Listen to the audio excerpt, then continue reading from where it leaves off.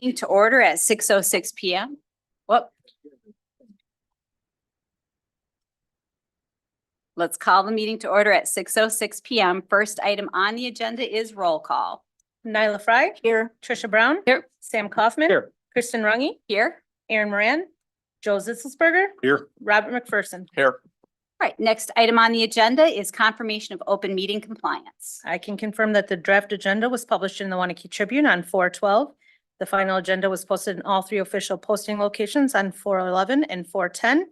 And the final agenda and packet were made available online at 4/10. Just two minor things is please be sure you've signed in on the sign-in sheet with your name, address, and accurate municipality. And secondly, if you want to make a comment, either for public comment or public hearing, please be sure to give me your slip prior to that agenda item. All right, next item on the agenda is public comment. And if you're interested in making a public comment, please fill out, I believe it is a purple sheet tonight. No, public comment is the white Sheet. public hearing is All the right, purple. it's the purple. All right, and our public hearing tonight will be on discussion and action on the final plat and developers for the 5th and 6th in addition to Heritage Hills. If you have comments on that, please wait until the public hearing. So public comment is anything that is on the agenda. And who do we have that would like to make a public comment tonight, Carla? The first one is Dave Mole at 708 King Lynn Road, Stoughton. All right. And when you approach the podium, if it's on green, it works. Hi, everyone. I'm David Mall. I haven't attended a meeting here in person before, but I've watched a few of them online, and I appreciate the ability to do that. That's how I knew to press the button to turn on the green light. I work for Mall Construction with my two brothers. We've worked for Don Tierney and Jerry for 30 years and have to take a moment to say thank you to Don for all the work that he's given us over the years. We really appreciate it. I don't think I can comment too much more on the TID other than to say I'm in support of it. I'm from Stoughton. I'm kind of an outsider, but like some other people said, I kind of grew up in Waunakee.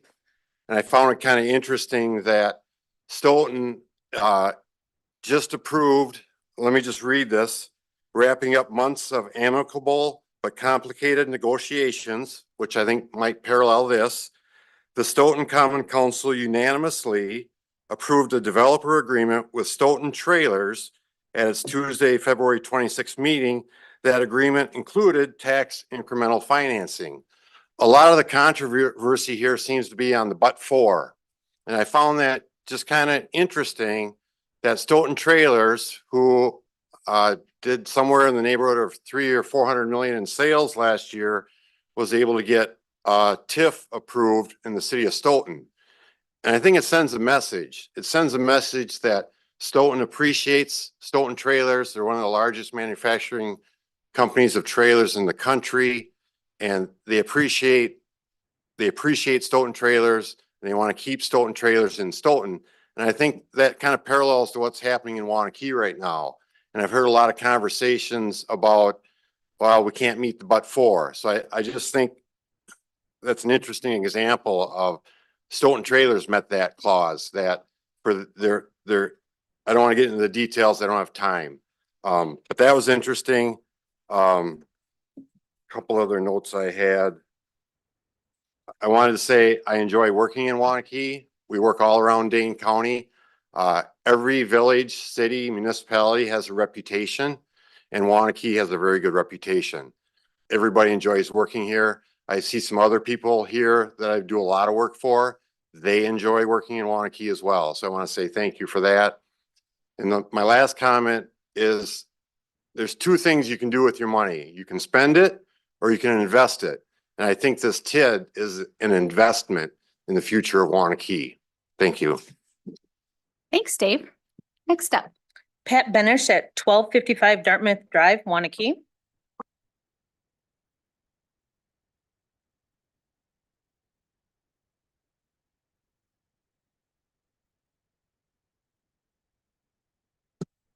Hi, I've had the pleasure of growing up in Waunakee. I currently live in the village. I'm here tonight in support of business item number 3, the expansion of the TID 6. I had the opportunity to come on Wednesday and listen to the CDA.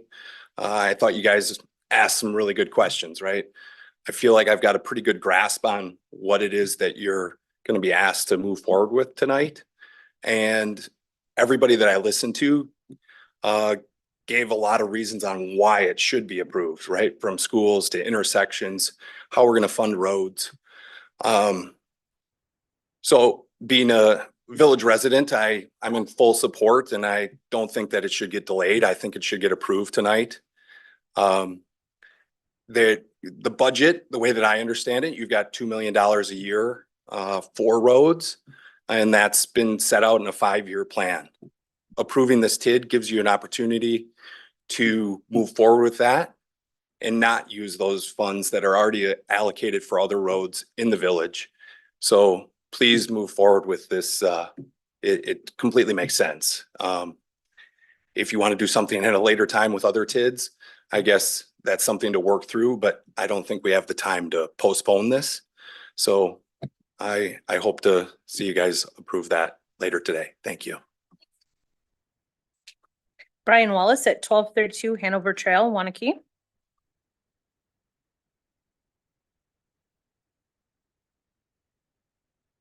Good evening. I'm here to, actually, there's a lot of agenda items I'd like to talk about, but I'm going to talk specifically about TID number 6. I spoke at Wednesday's meeting, but I did a little research since that time. I took a little ride around Golden Ponds and Arboretum Village, which I believe there may be a smattering of lots remaining in some of the other Kilkenny East and Westbridge, but for the most part, everything's built out except for those 2 developments for Don Tierney. And by my count, there is maybe 70 lots left. And I would bet that probably 35 of those or half of those lots are probably under some sort of contract already and will be developed before the year's out, which doesn't leave us a whole lot of properties to develop other than what Radiant has available. And talking to Nan, they're probably around 250 to 300 lots available. And if their current build out is 4 to 5 years, probably. So if the Village of Waunakee wants to hit that somewhere in that range of 100 to 125 lots per year, we're going to need to have some inventory. And I understand this TID is not about the residential inventory, but the driver is going to be the commercial development. All right. Commercial development may, per the information that's been presented, may drive upwards of $20 million, maybe higher. The residential development will drive about $250 million, and that is taxed from day one for the village. So I think it's very important that we look at this and approve this for that part of it alone, because if the commercial development doesn't happen, there's a high likelihood that the residential development doesn't happen. I had one other point.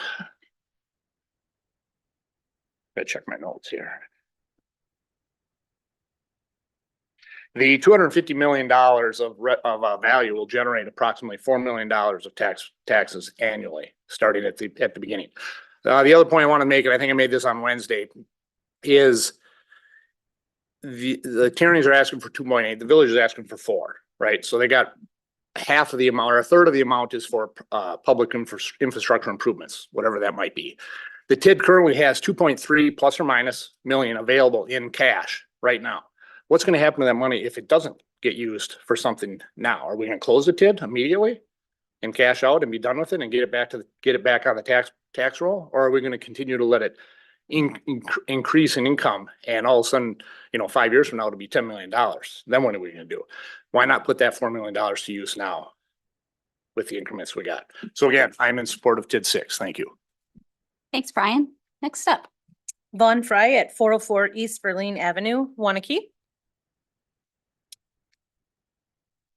TIFs, PIDs, whatever you guys call it. They're no good except for the developers and the business people. It affects our schools here in Waunakee. It affects MATC.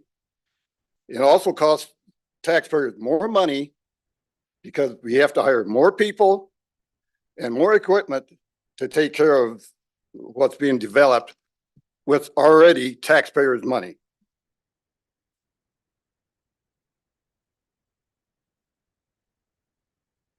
And I think it's kind of with a joint finance committee, how they can tell the board to vote yes for it when they don't even know what it's gonna cost the taxpayers.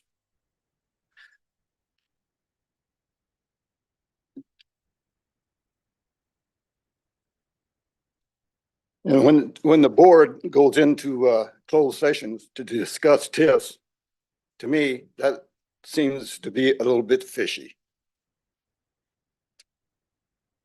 I'm paying $2,000 just for the TIFs now. That's by my formula. And now I'm going to challenge the village of Waunakee, the townships, and the county and the state to prove me wrong in how much I'm paying for taxes. I don't think you can. The four groups can't prove me wrong that I'm not paying 2,000 plus in taxes. I know you can't. Okay, thank you, Vaughn. Next up. Linda Ashmore at 114 South Street, Waunakee.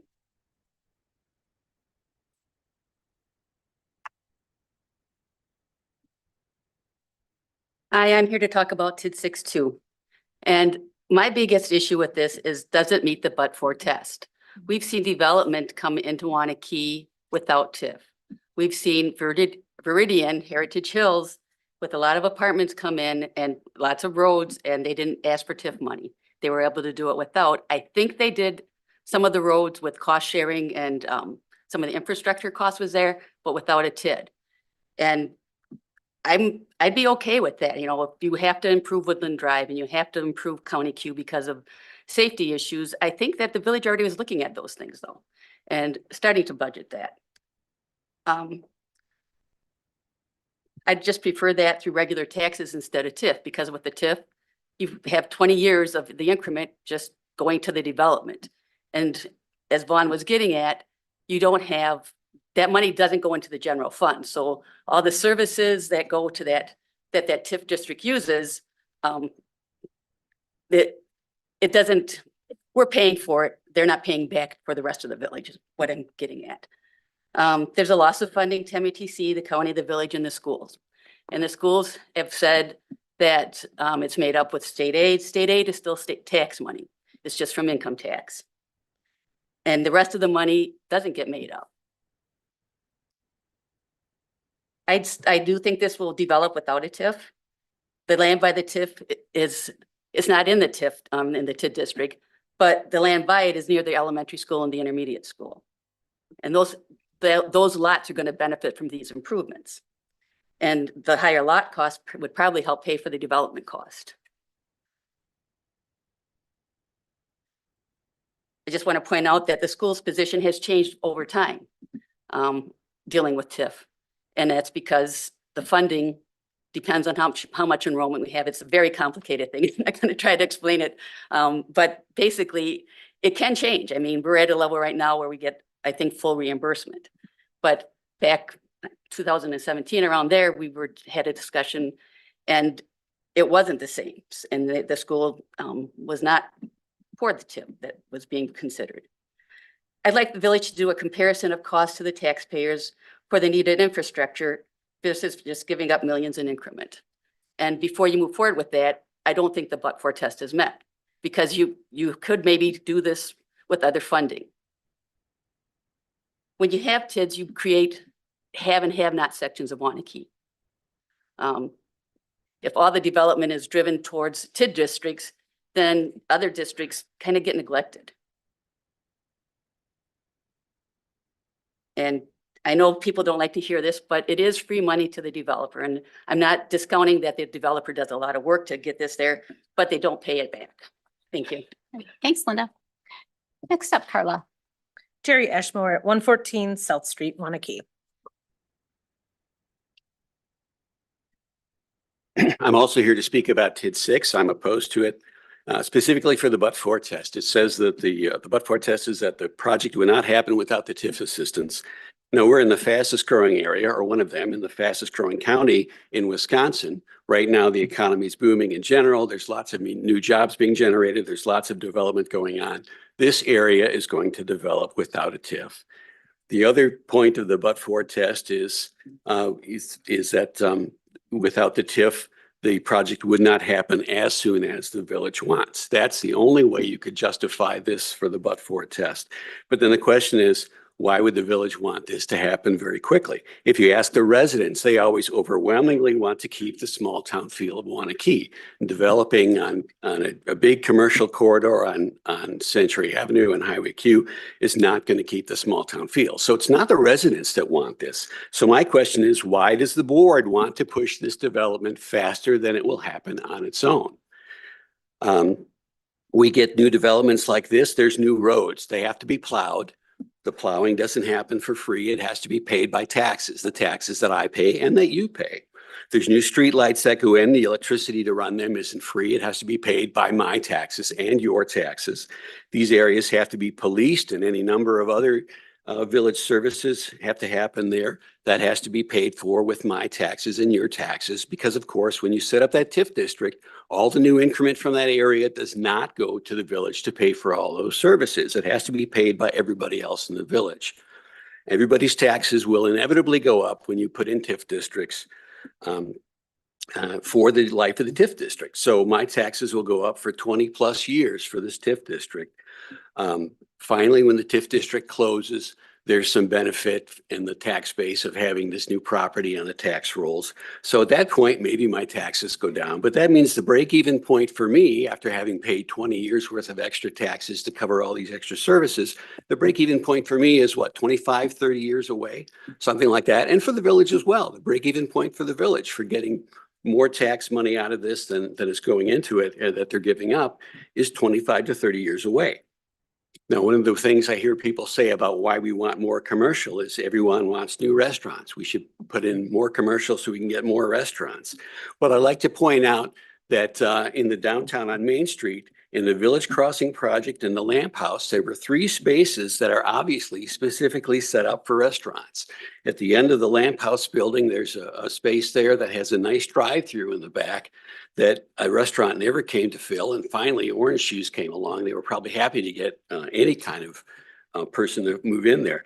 The middle of that Village Crossing building is the original Coltis building that was preserved when they redid that building. And if you look in the backside of Village Crossing, well, there's 3 spaces there, and none of them have restaurants, is my point.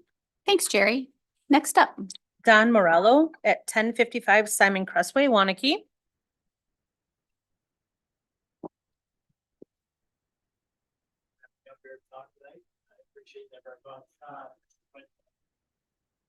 There we go. Thank you. I've kind of listened to everybody talk and you hear about some people who are outsiders who came in, and I was definitely one of those guys 20 plus years ago when I moved from outside of Dane County into Dane County. And when I got up here, I knew people who lived here, and everybody had that influence on where you should live. And back then it was Middleton. I was driven into Middleton. Middleton's a place to be. It's a school district. It's the PUDs that are being developed in Middleton. You had Blackhawk, you had Pheasant Branch, you could go out Mineral Point. There are all these unique PUDs that gave families an opportunity to live in a neighborhood that had parks and great green spaces. And they were the greatest thing. We decided to move to Middleton. Well, fast forward about 15 or 20 years, we took our eye off of Waunakee. We weren't watching it. We looked all over. We actually came up to Waunakee 20 plus years ago and looked at it. It was a great town, a great village, but for our young family, it didn't quite have all the attributes that we were looking for our family at the time. It's kind of a bedroom community, so to speak, in our minds. So again, fast forward 15, 20 years, we come up to Waunakee. We see what's going on here. We heard about it. We were blown away.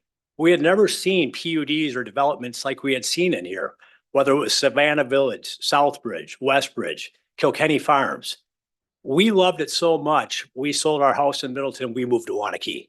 So we've been living here the last 3 or 4 years. We liked it that much. So full disclosure, I do build homes. I build in Don's neighborhoods. I exclusively build in Don's neighborhoods for one reason, because of the infrastructure, the type of developments that Don puts together.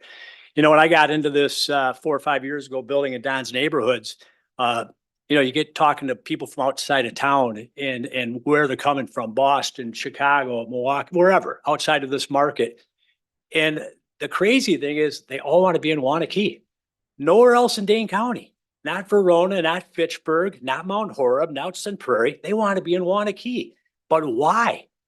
It's because of the collaboration between the village of Waunakee and the developers, Don being one of them, who've done an outstanding jobs. When you go into these neighborhoods and you look at other PUDs, you go into Don's neighborhoods, you've got bike paths, you've got walking paths that cross all the way through the neighborhood. Talk about safety for kids. You've got swimming pools, you've got parks that you don't see in other communities.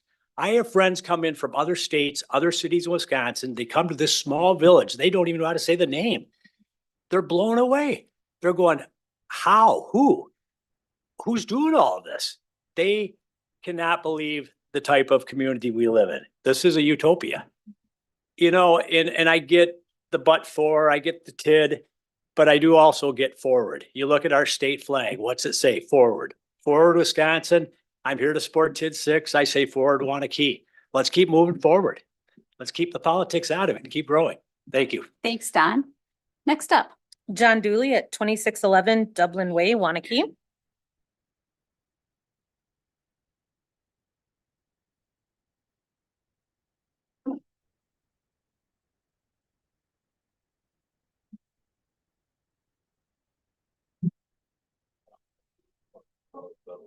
Mike's up. Mike. John Dooley, 2611 Tubman Way. One housekeeping item I wanted to just touch base with, and that is business item. The first one, Carla, you can answer this for me. When I come in and tease you, is that considered harassment or not? Or am I okay with that? Okay, okay, good. Secondly, oh, you are here. Don, could you do me a favor and turn your hearing aids off?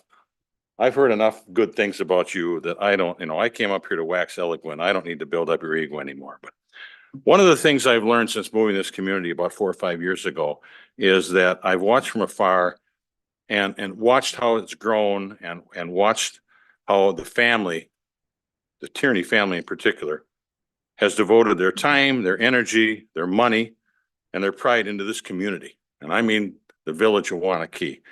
I can't tell you how myself and I live in Kilkenny Farms. I talk to a number of my neighbors and they all feel the same way. I just think you can't overstate that enough, that this family has done, I think, more for this community than anybody else. Each project in this community that I've seen anyway that they've done, I think has been done with class. There's a very, very, very watchful eye on what's best for the neighborhoods. And they're all done the right way, as that gentleman just indicated. And I take great pride in that, in living in this community for that. The family answers to the community it's exceptionally. They don't answer to a board of directors. They don't answer to other people. I think in my dealings with the family, they've listened and they've done what they say they're going to do. I might not agree with it all the time, but I think you can put a big price tag on that pride that he has. One thing I didn't understand, Mr. Mole indicated that Don has paid him. And I haven't got a dime from him yet. So just keep that in mind, that when you're throwing that money around, I might have to do something for it. I would suggest as a board that you should be very, very proud to approve this amendment. I don't know all the particulars about it, and I'm sure you can nitpick it to the nth degree. But I think this community wants exactly what the Tierney family gives them when they bring this out. And that's all I have to say. Thank you. Thank you. Thanks, John. Next up. Is Dennis Kelly at 7662 Highway I in Vienna. And he has a written statement. He just says, I do support business item number 3. I do not wish to speak. So next up is Dennis Help at 214 K Drive in Waunakee.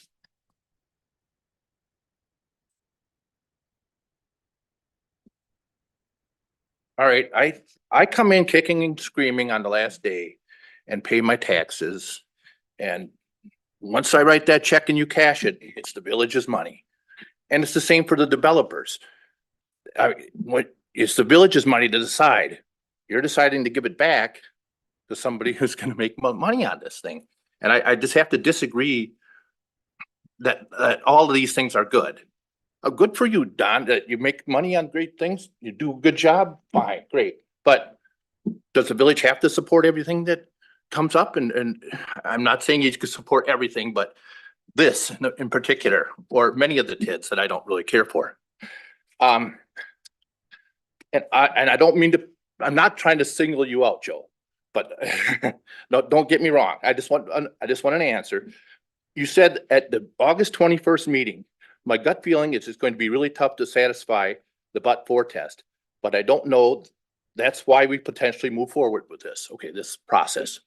Okay, so I would like you to explain your vote and why you're going to vote on that. And so that's just, okay. And I guess that's all I need to say. Okay, thank you. Thanks, Dennis. Next up, Carla. Jack Heineman at 1440 Blue Ridge Trail, Waunakee.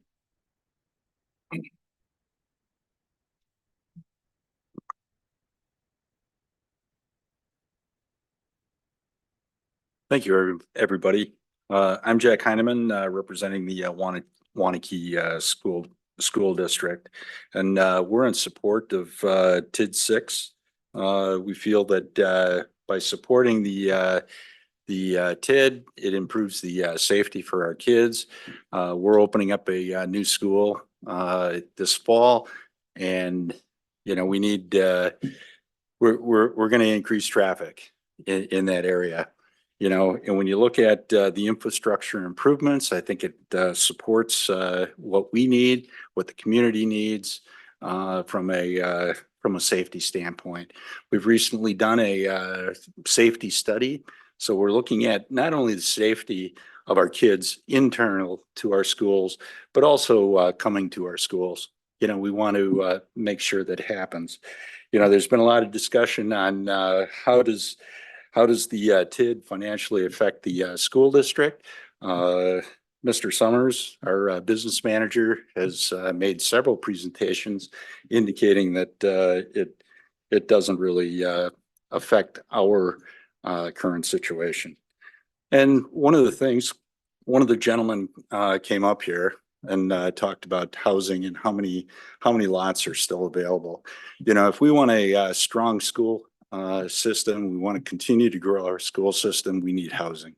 And we support that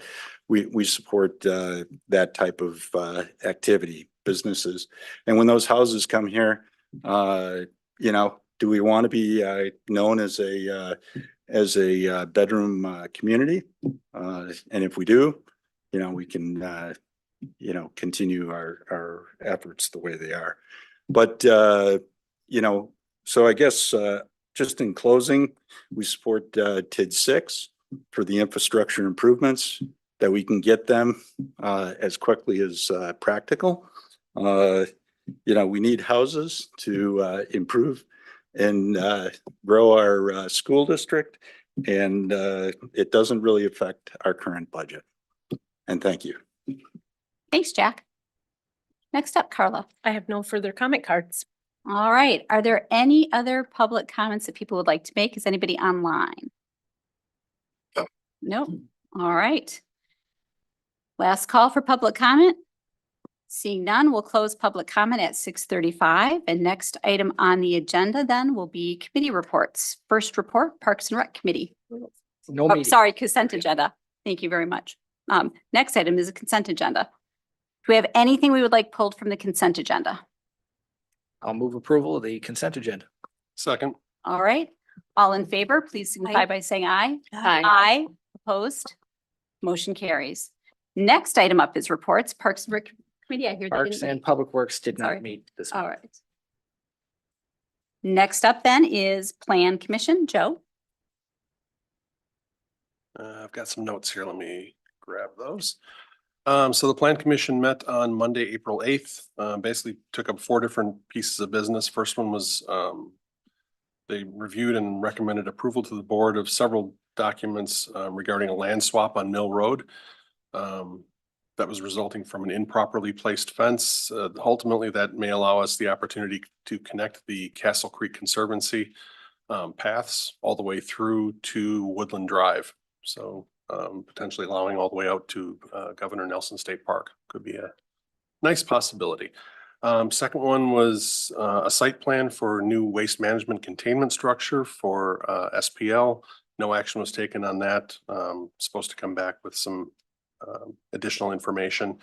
The last two items, a CSM rezone and GDP amendment for the multifamily stuff on in Woodland Crest. That was recommended for approval to the board. And the last one was an ordinance amendment to allow accessory dwelling units.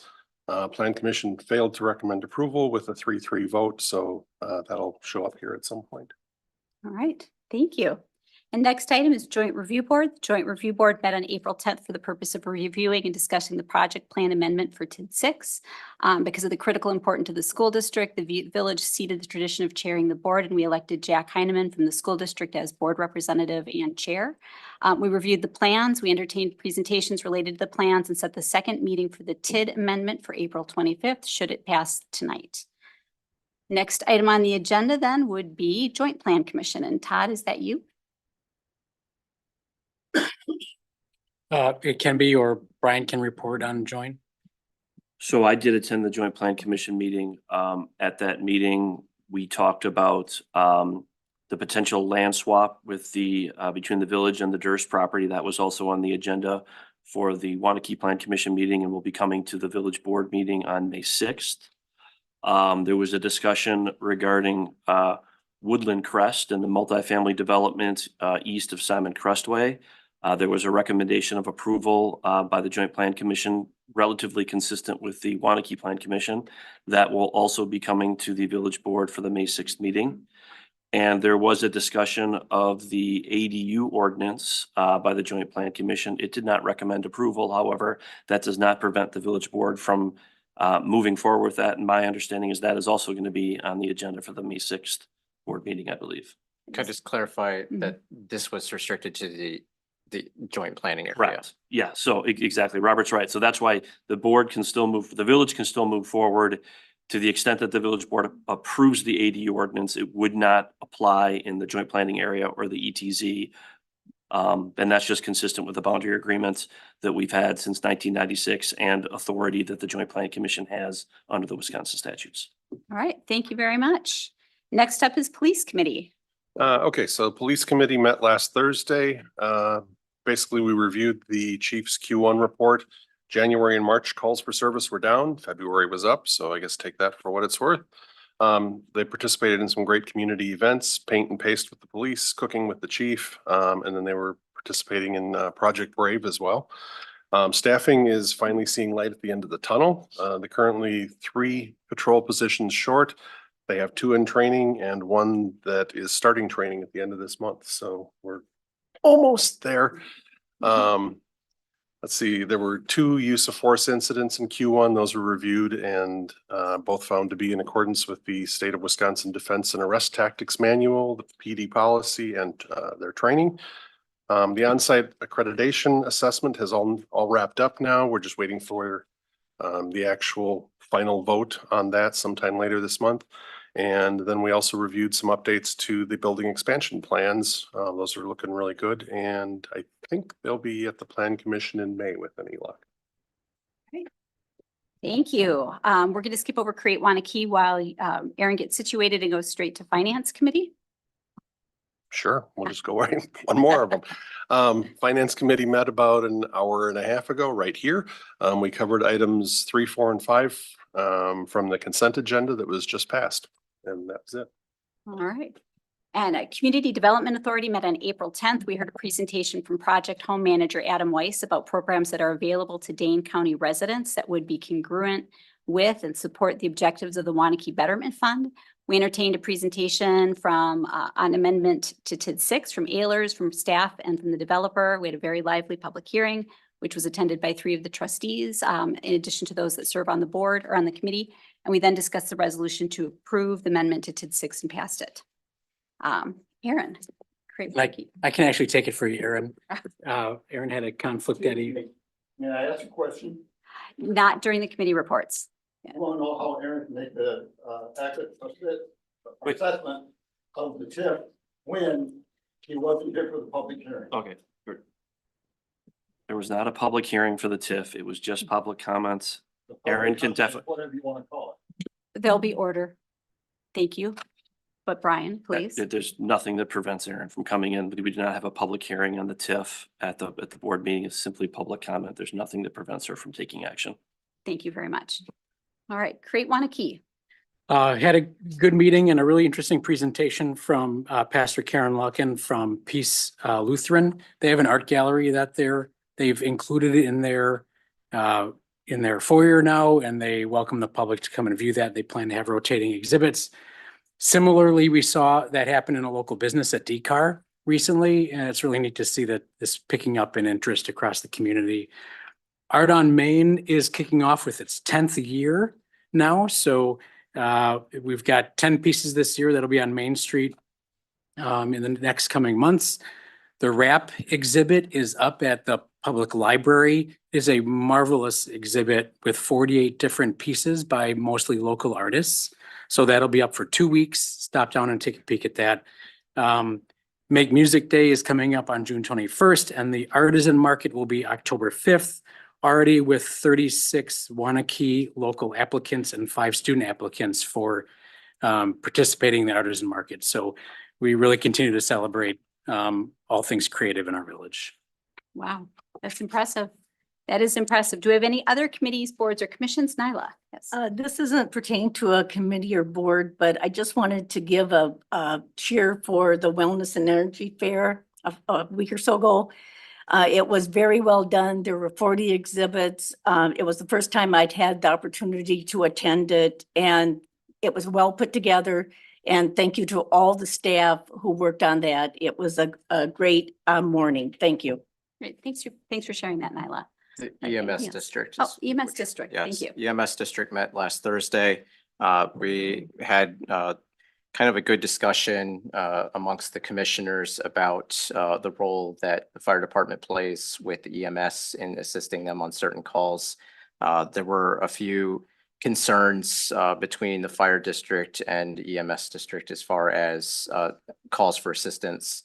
And positive from that, negative is that the 2 chiefs are from fire and from EMS are now meeting on a monthly basis to discuss ongoing issues to make sure that they don't have kind of a miscommunication as to what happened in the past months.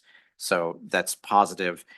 The other part of it is that just in case that if anybody gets too deep into the agenda from over there, there was a brief discussion about the CARES Act. I'm sorry, about CARES, which is the Dane County and Madison City program.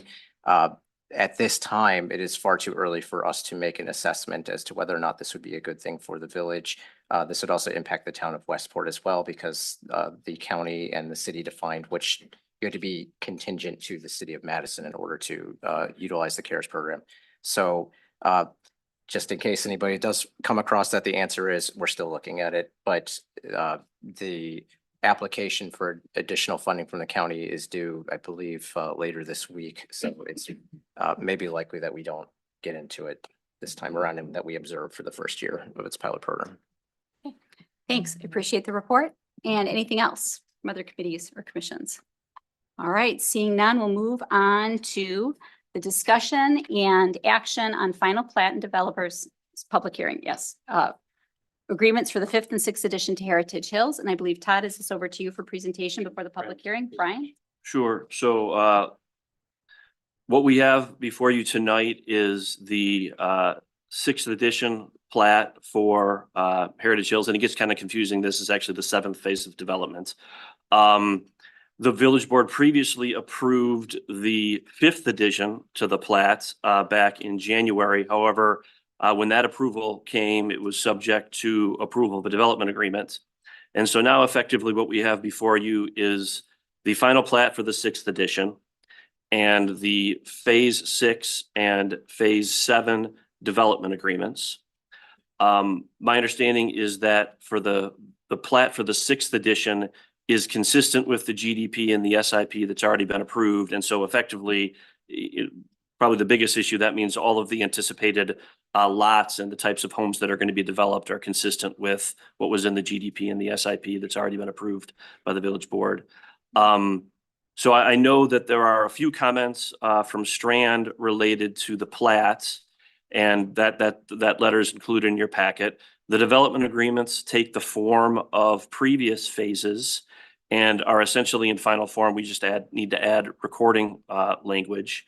And I would note that as it relates to the development agreements, there is language, to the extent that any blasting is required, because I know that had been an issue, at least in one phase associated with that development, that there's the same language that we've had in the development agreement and the other phasing agreements regarding blasting.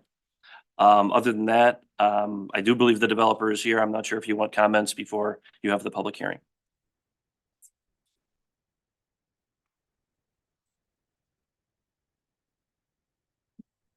Good evening. My name is Dan Day from D'Onofrio, Cockey and Associates representing Viridian Homes. Also tonight here with me is Matt Brink from Viridian Homes. Just here for the approval of these three items. I have really nothing more to say than what Brian has so eloquently said. But we're really looking forward to implementing our next stages of the development with the amendments to the development agreement and also the final plat for the 6th edition. So really, it's just highly technical kind of things going through here tonight, but everything's in conformance with the approved plans today. All right. Thank you very much. Did you have anything to add before we go to public hearing? No, again, Matt Brink with Viridian Homes. Nice to see everybody again. No, nothing material to add to what Dan said, just here for any questions that might come before us tonight. All right. Thank you very much. And we will then open the public hearing at 6:48 p.m. Carla, do we have any sheets for the public hearing? We do. We have Thomas Rowling at 808 Lexington Drive, Waunakee. Thomas, is Thomas here? Were you wanting to speak, sir?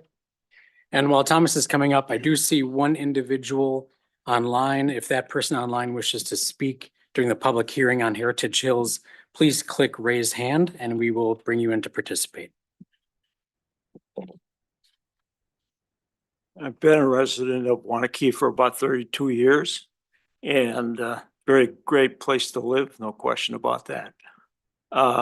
The questions that I had were with regards to the consideration and the agreement on the tax incremental district number 6. And my property is one of those that basically has a lien on the property with the Brunigs.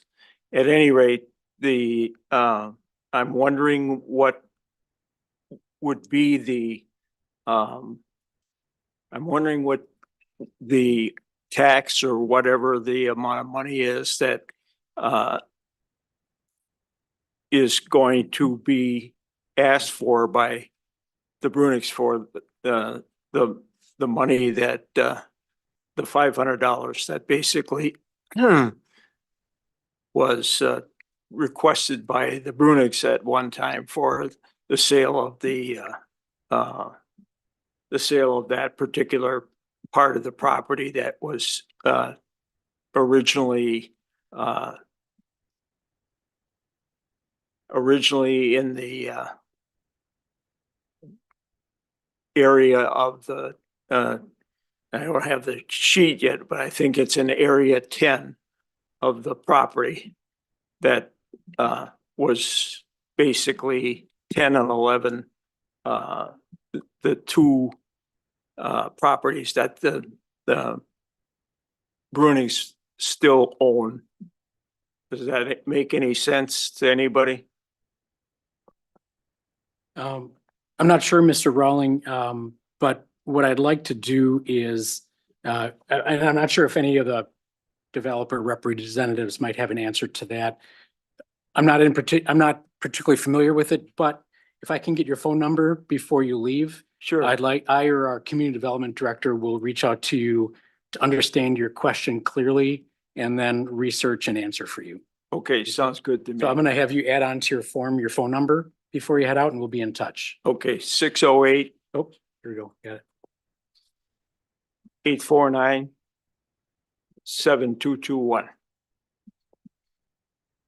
Our development director is back in the office on Wednesday, so you can expect to hear from her then. Okay, thank you. Thank you very much. Everyone. Yeah, thank you, Thomas. Yeah. Next up. Do we have anyone else? That's all I have for forms. All right, and no one is online. No hand up. All right, final call for public comment or public hearing comments. Seeing none, we'll close the public hearing at 6:51 PM.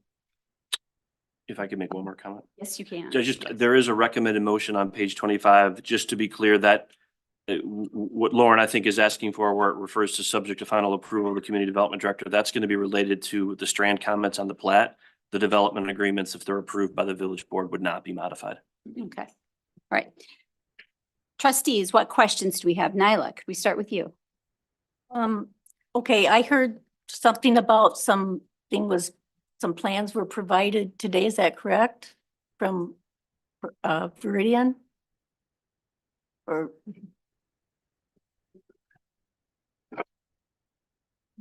I don't know exactly what you're referring oh, to. I thought you had said something about there were some final plans provided, there weren't? You know, Since we received this?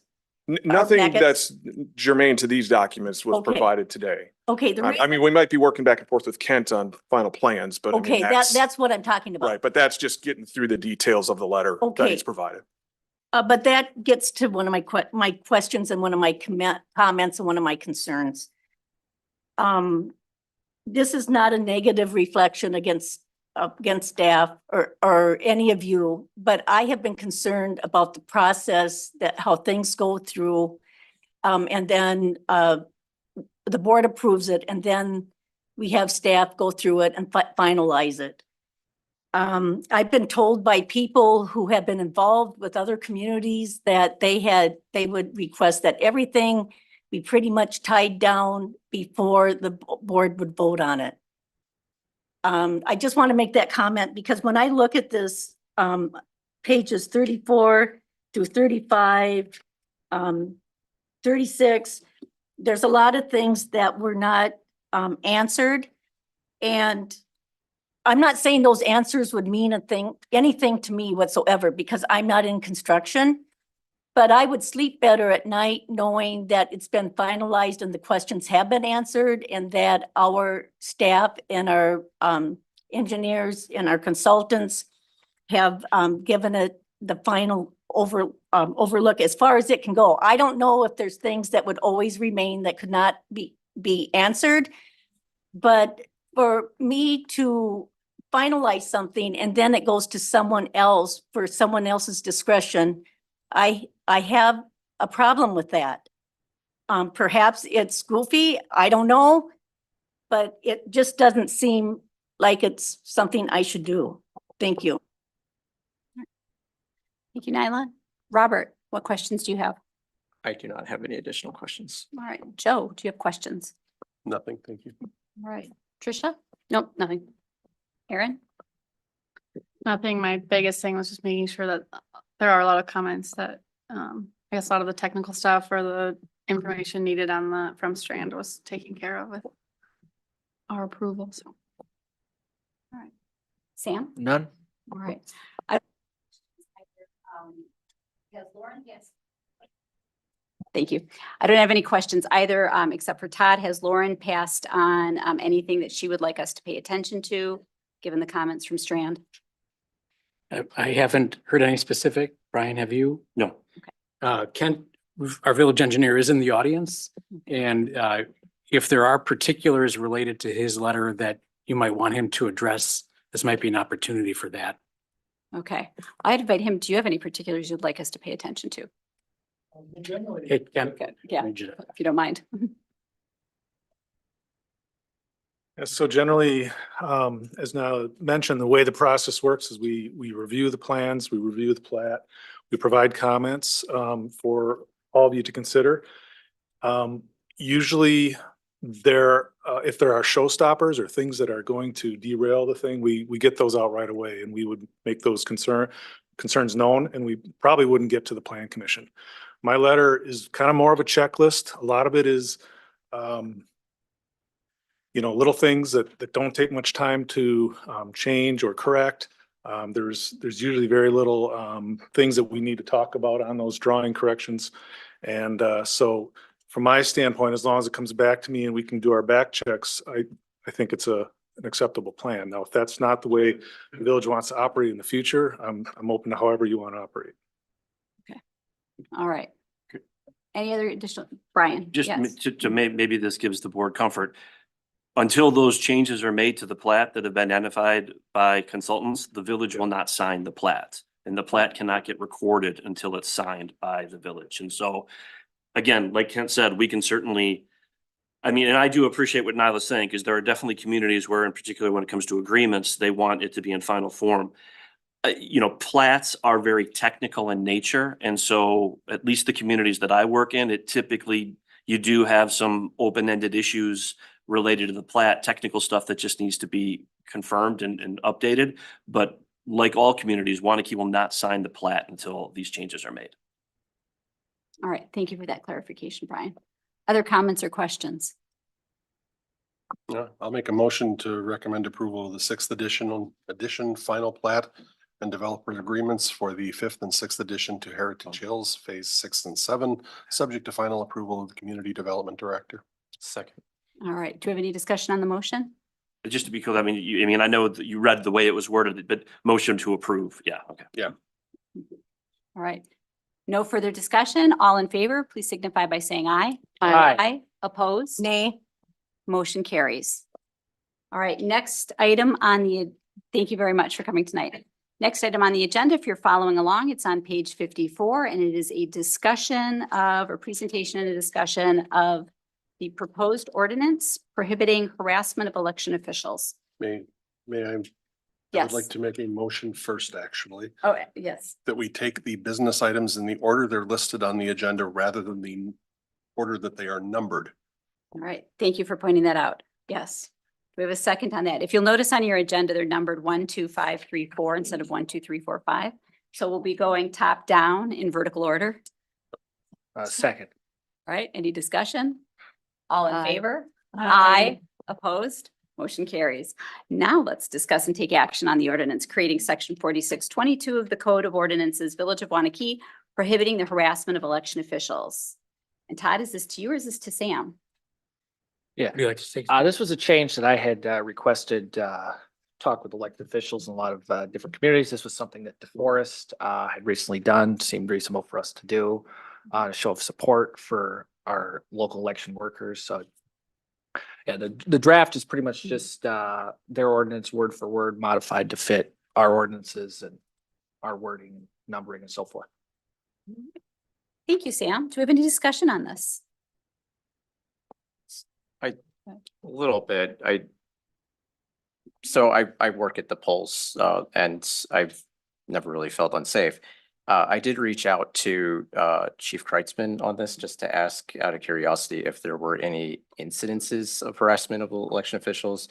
And he told me, unfortunately, that's not something that they track, but that for what it's worth, he hadn't heard anything in the past 7-8 years that he was doing it. So I just was trying to understand with this. So we're just adding, these are the things that you've already listed on here in the statutes are already, the state statutes that are illegal to do these things are all misdemeanors. Yep. So is this the statement that we're adding an enhancement of, in addition to what the state misdemeanor already contemplates, that they're going to be paying just an additional $500 if it happens to be aimed at an election Essentially, official? yes, now that the governor has signed the bills that are listed as pending in here. Okay. Because when this ordinance was originally drafted and passed by DeForest about a month ago, those were not law yet. Which portions were not law yet? I'm sorry. I'm talking about the bills that are listed in there, SB 291 and AB 577, that are listed under section E of the proposed ordinance. Okay, so with the passage of the state. I can try to answer the question. Thank you, sorry. So looking at page 56, so we already have language within our code that effectively incorporates a number of these statutes that are identified in that paragraph, 940-19, 943-01. And I have not talked to Sam about this, but what I've seen this done in different circumstances where currently under our code, if we have an election official that is harassed, we in all likelihood would have a code provision that would already provide the protection. This just, I would say, seems like it's a top of mind issue, and to the extent that it occurs, it's going to make it easier for the village to actually enforce it as it relates to that action against the election official. I do believe that, for example, if somebody engaged in disorderly conduct right now in the village as it pertained to an election official, that we would already be able to pursue that. That being said, I can certainly understand, you know, especially with what's happening last however many years, trying to be a little bit more specific in the protections of the election officials. But those statutes are already incorporated by reference into our code. Okay, so again, it just boils down to, we're gonna fine people an additional at least $500 if they happen to be an election official and they're tied to the misdemeanor. I think that that's that's definitely something that's valid that you said. It's also, it makes it easier to enforce if it actually does happen with an election official. Just because we have something very specific as it relates to that. Okay. Any other questions? Right. Kristen, can I just add a comment? Yes. On behalf of this? We have been very fortunate in Waunakee for the time that I've been here, that most of the poll workers feel very safe, and I feel like we have measures in place at the end of the night, same thing in the morning, where we have patrol going around. But there are still the fear that people have that they're not gonna wanna work in November, unfortunately. So I feel like it's another positive thing for those election officials. So thank you. Right. Thank you, Carla, and thank you for all of your volunteers and all of the work that you guys do. Yeah. All right, seeing no further discussion, do we have a motion? Will move to adopt an ordinance creating section 46-22 of the Code of Ordinances, Village of Waunakee, prohibiting harassment of election officials. I'll second it. Oh, she can have it. All right. Any discussion on the motion? Seeing none, all in favor? Aye. Opposed, motion carries. On to the next item on the list. Thank you very much for drafting that, Sam. Next item on the list, discuss and take action on ARPA balance and community needs. So this is to you, Todd, and this is Yeah. page 57 of your packet. 57 and 58 is a memo page 59 lays out the projects that we've undertaken to date and the remaining balance. The village board asked the question if departments had a wish, $10,000 plus or minus balance to work with this year that they didn't expect or didn't budget for in their 2024 budget request, what would that be? Not every department took us up on the task, and it's partly because they're doing well. And like I had said last meeting, if there is something urgent and dire, we would have already been addressing that with you. So I want to be clear that I think every department head would agree with me with these proposals, that they don't want to fight against something else that the village board wishes for, nor do they wish to fight with each other. But you asked a good question. I think they gave some good thought to what they would do with if they had some additional balance. So that's presented for your consideration, and happy to answer any questions. All right. Do we have any questions on the item list or any that was presented? No. I'll say thank you for sending this memo out and getting the list. I don't know that we're going to allocate ARPA funds for this, but I like that this is a really good list of things that we could maybe work on providing our different departments. They do an awful lot of really good work, and this is a great list of things that we could be doing to help them. Other comments? I just wanted to say, there's a few of them that are identified on here that are definitely ongoing continuous costs. So I agree. I wouldn't say that we do, but I think that some of them would be great just for budgeting in general. Like the ArcGIS license for community development so that we can have better mapping, which will help out in that area. And I really like the thought of because I want to call it out, that village volunteer appreciation banquet. But then I looked at it, I was like, well, I don't want to do it with ARPA. I want it to be budgeted because I want to make sure that we can do it repeatedly, not just one time. But otherwise, I do appreciate this. And I don't just say that just because I'm the next item that's on the agenda. Other comments? And I can't believe we don't have an ArcGIS license. Yeah. We will be discussing it All at right. budget time. Good, good. We'll get you one of those. I know how essential they are in our work. All right, other comments? No, thank you guys very much for the work that it went into collecting this. All right, seeing no motion on this item unless somebody wants to make one. Seeing none, then let's move on to the next item, which will be the discussion and, oh, I've lost my place in the agenda. So here we go. Give me a moment here. Discuss and take action on Resolution 24, a resolution to establish a fund for one-time payments to licensed childcare providers within the Village of Waunakee, utilizing American Rescue Plan Act, ARPA funds, and that's page 60 of your agenda.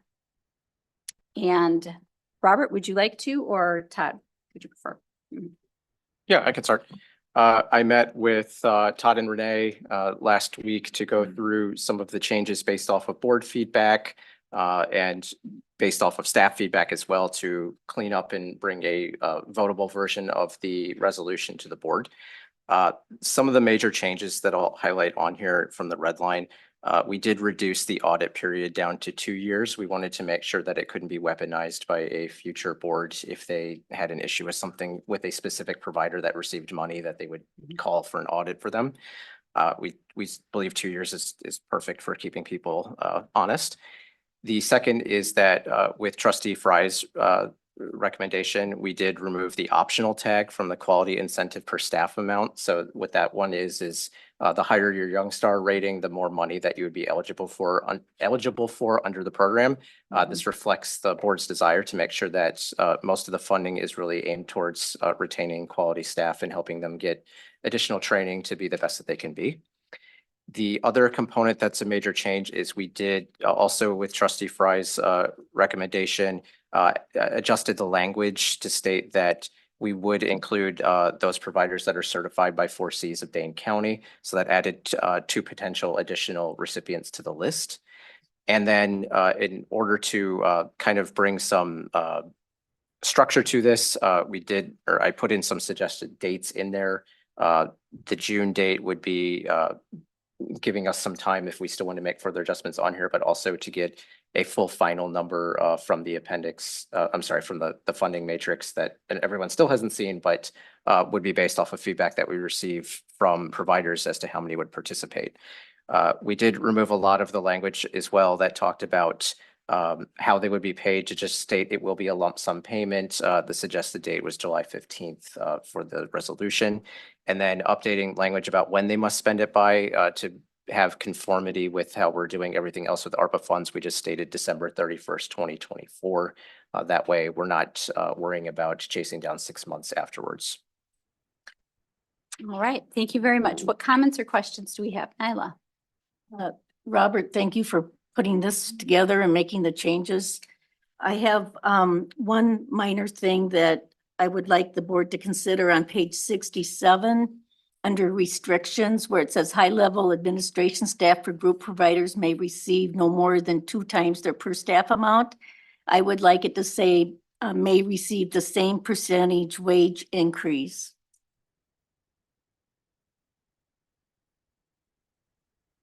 Could you clarify how that, so the way it's written now, it's stating that staff, the way that they were paying staff under this, and the way that childcare accounts pays it, as I understand it, is that staff get paid what they're actually being paid, and then they would have the incentive bonus. This is just saying if you have a very highly compensated owner or administrator, that they would only be able to pull 2 times, I assume, then their per staff amount is Correct. being That's paid. how I'm reading Like it. their total per staff amount. Correct. That's how I'm reading it. Okay. But I'm thinking that they should receive the same increase as the rest of their staff, because they are already higher wage or salary earners than the average staff. Okay, I get what you're saying. Instead of 2 times, just they may receive no more than their per staff amount. Is that Correct. what you'd have it read? Okay. Other comments or questions? Just a minor thing on page 65, it says, I understand that funds received each month, but if we're doing a lump sum, then each month is kind of irrelevant. You found the missing one. Which page is that? It's 65 or you. page 6 of 9, depending on where you're looking. Thought I got all those. Nope, all but one. Other comments? Questions? Do you have an idea what the funding matrix will look like? Do we need to see that before we approve it? I can show an example. I'm not on the Zoom at the moment, so it'd be very hard for me to project, but yes, the short answer is yes. If you Yes. give me a second, Yeah. I can. All right.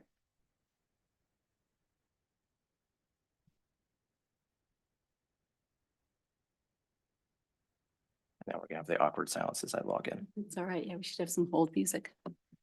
Well, I'll fill. Yes. Let me Thank you. fill it. I mean, when, if a motion is made, please make clarification as to whether or not you're going to also include the two changes that have been identified by Nyla and Joe.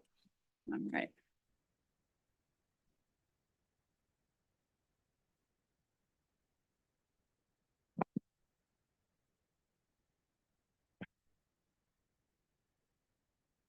While Robert's looking that up, while it's not like a contractual part of the agreement, I'm assuming the intent is for the recipients to then continue to be part of some sort of a task force or working group to just help improve the overall landscape for daycare providers, childcare providers in general. We've talked about starting a roundtable. Yeah, I think that's a great idea. Yeah. Yeah.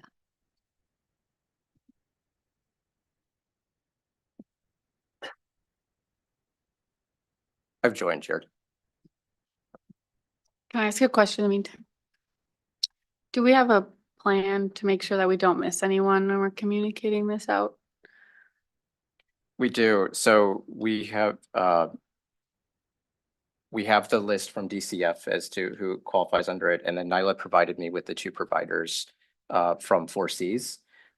The only concern that we have is that some of the providers may have limited English proficiency. So the plan is to reach out to them if there is struggles with that. We'll make efforts to work on translation services and things like that so that they're included as well. Unfortunately, unfortunately, depending on how you look at it, we can't force anybody to participate in this program. So when they get reached out, we'll make every effort, at least 2 reach outs and a phone call if we don't hear from them back by email. And then at that point, we'd have to make a decision just to move forward without them. I think the number is reasonable enough where we can direct mail all the providers with copies of the program. And we do have translation services available, correct? We contract with somebody for that. Yeah, we can work with providers as necessary. Thanks. So this is the matrix that I've put together to assist with Renee based on her feedback as well for the providers list or for the provider list. So as you can see on here, this doesn't include the 2 4Cs that are on there yet, but as you can see on here, we identified those that are within the village that would potentially be eligible for the program. The way that it works is we would reach out to the program providers.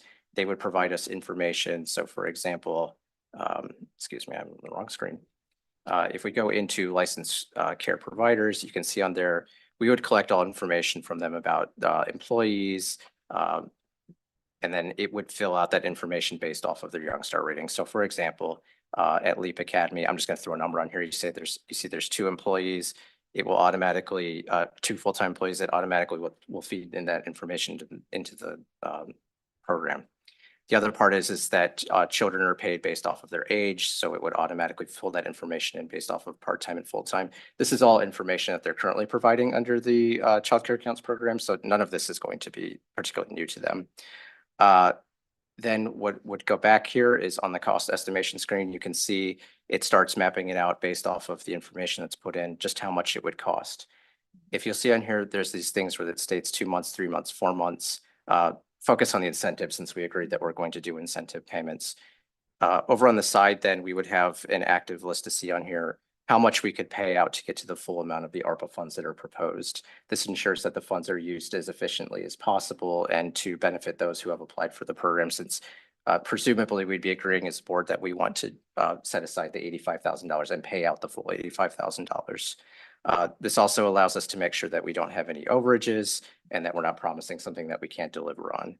So should the program be approved as is, then we would begin the information gathering phase so that when it comes time to open the application phase, which is indicated in the resolution in June, we would know exactly reasonably what we would expect to be paying out to each provider and that we're not overpromising funds that we couldn't pay to them. And presumably if everybody applied 100% application rate, we would need more than $85,000. We would, and then we would probably need to have a secondary conversation that if we're that successful, we would have a secondary conversation then where we would have to make a decision as to what type of cutoff that we would want to do.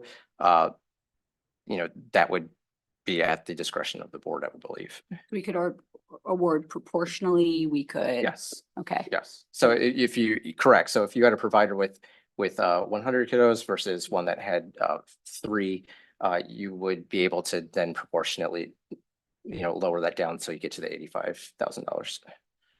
Okay. All right. Other questions? Anyone have any additional questions? So right now, then we are agreeing with this motion to adopt the program, but we will come back for a second conversation about awarding the actual dollars out. Correct, that's the intent, because we want to see the final numbers before we approve it. All right. Thank you. Any other further discussion? Just thank you to everyone that pulled this together. I know we talked about this last time, but I just want to thank also the childcare providers. I think, I said this last week, it's just really, I'm going to get emotional, but it's such a big part of so many of our lives that goes unnoticed. And they're really an important part of our community that often goes unseen, and they're kind of the heroes of all of our lives. So thank you. Glue that keeps us together in a lot of ways. Yeah. Yeah. I'll make the motion since we have some changes on there just to make sure that's clear. So I move to approve resolution 24 whatever it ends up being, a resolution to establish a fund for one-time payments to licensed childcare providers within the village of Waunakee utilizing American Rescue Plan Act or ARPA funds and its appendix to include all red line changes as presented. In addition, we will make the change that for the staff listed on page 7, sorry, excuse me. It's incorrect. On page 8 of the appendix, for high-level administrative staff for group providers may receive no more than the same amount as their per staff amount of pay. And then Joe had One more. And the correction on page 6 in the red line. Yeah. That the 1, 2, 3, 4, 5th bullet point on page 6, that I understand that funds received striking each month from that line. Second. All right. Any discussion on the motion? I do have one comment. We will start a childcare roundtable because I feel like this is like our first attempt to help and get this shored up for our community. And we will encouragingly invite those that participate to participate in that roundtable so that we can make sure that this is an ongoing effort on our part. So any other further comments? Seeing none, all in favor? Aye. Opposed? Motion carries. All right, next, thank you very much. Yeah, and thank you guys for coming tonight. Next item on the agenda is consideration and possible action on resolution approving an amendment to the project plan and boundaries of tax increment district number 6. All right, and this will, Lauren is absent, so tonight it will go to Utah. And then after that, I will invite the developer up to make any comments. And Brian, I don't know if you'll have any advice for us either. And our financial advisor. will also- Thank you very much. And our financial advisor, Ehlers. So first to you, Todd. And I'm going to both, in Lauren's absence, run the computer in the shared screen and give the presentation simultaneously. You ready? Watch this. Nothing up my sleeves. Here we go. Okay. Brief history. This is similar, by the way, to this is the presentation with a couple edits to what was presented at the CDA. Kilkenny Farms, it was created in July 2015. And I'm actually going to veer off the slide for a second because I did a little bit of additional research, and this same month in 2015, the village board was presented by Veerbecker. We had commissioned a study called the Commercial Leakage Study. I didn't pick the name for that. I would have said like Commercial Export Study or something along those lines. But I would offer that this dovetails with some of the intentions behind the reason for creating this district initially. I would add, or I'll just share briefly from that study that our export of commercial activity, and they call it local market capture. So how much of the shopping do Waunakeeans do locally versus exported to other communities? At the time, our local market capture was 30%. That compared, for example, to Stoughton at 41%, Fitchburg 63%, Oregon 69%, and McFarland at 83%. So that was a fresh off the press study that the village board had commissioned at that time. I think related to this and related to the intent of this district, which was to create a product, that product being commercial lots for potential users. It was set up with a 20-year lifetime ending in 2035. At the time of creation, the expected closure was 2028. 82 acres, 80% of that being commercial and mixed use. And now we're sitting here with a project with all the lots, including the residential lots, mostly built out, with over 80 million in new incremental value generated as of January 1 of 23. Included with that project was some major improvements along the Century Avenue and County Q corridor. In fact, those improvements exceeded $6 million in costs for streets and utilities. That included safety, lighting, stormwater, and improvements to traffic flow through the corridor. So today we're talking about an amendment to do additional preparation of commercial lots to the flip across the street to the west. The plat here was approved in August of 23. It's an additional 28 acres of mixed use. I would note that this shares the same statutory timeline end, but it is projected to close, I believe, 3 years later than the original closure projection, which was 28. This proposed change, as laid out in the project plan, will take that closure projection to 2031. There's 5.8 million of public infrastructure costs being undertaken within the TID area by the developer. The developer's request is to seek $2.8 million in reimbursement. Todd Taves, our financial advisor, is going to talk a little bit more about the source of those dollars. Fortunately, the TIF district has been very, very successful, the existing district, and has created a cash balance that will enable us to proceed with this developer request of 2.8 million on cash basis, as opposed to pay-go or any borrowed funds. There's just over 4 million of additional project costs and about 1.2 million in TIF funds towards village-related public projects. This is the master plan for K-West. I'll just share that the only parcels within this district are in the top right of this picture, the red colored mixed-use parcel and the 2 orange parcels below that. To be clear, and this question has come up publicly that I've seen, there is no user specified by the developer at this time, no company X or company Y. Essentially, the product of this development is the creation of the public infrastructure and the preparation of these 3 parcels for potential commercial development and mixed use. This use as proposed is consistent with our comprehensive plan. So just wanted to clarify that point. And then to identify that the village projects, this lays out the various village projects. I'm not going to read this to you. It was included in your packet. It's identified in the project plan as well. But this includes public improvements as well as utility improvements.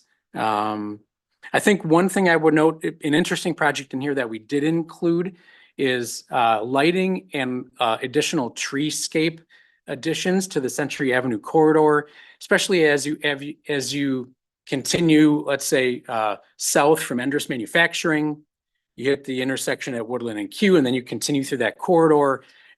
It's sparse of vegetation, trees. We'd like to change that to enhance that as an entrance to our village. We'd also like to improve the lighting, which is kind of standard, call it standard state Cobra head style lighting, but continue the thematic lighting that we have done in our main street and down Century Avenue at this point to Endress Manufacturing. We'd like to continue that and use these dollars to support that public project. This map shows in blue shading the half-mile boundary that extends beyond the proposed newly created total district. That includes the original and then the new added area. As specified in the project plan, the village can undertake projects using TIF funds outside of the boundary of the district, but within a half-mile radius. What we added here is a dash line that shows where that radius existed from the original TIF district. That's that light blue boundary that resembles the original TIF district. The dash line is the terminus of the half-mile boundary there. You can see the extension that's created by virtue of the half-mile boundary included when we add the amended boundary. Okay, so I wanted to share that, and that ends my presentation. And if okay, we'll turn it over to Todd Taves to take that a step further into the weeds. Okay, thanks very much, Todd, and it's over to you, Todd.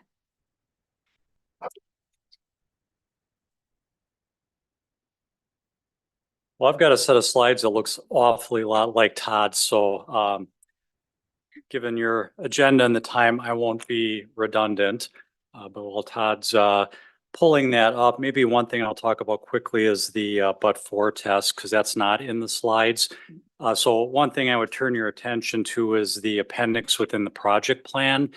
And the way we look at the but-for test in this case is, but for the provision of the 2.8 million, would the developer be able to develop these lots for commercial use?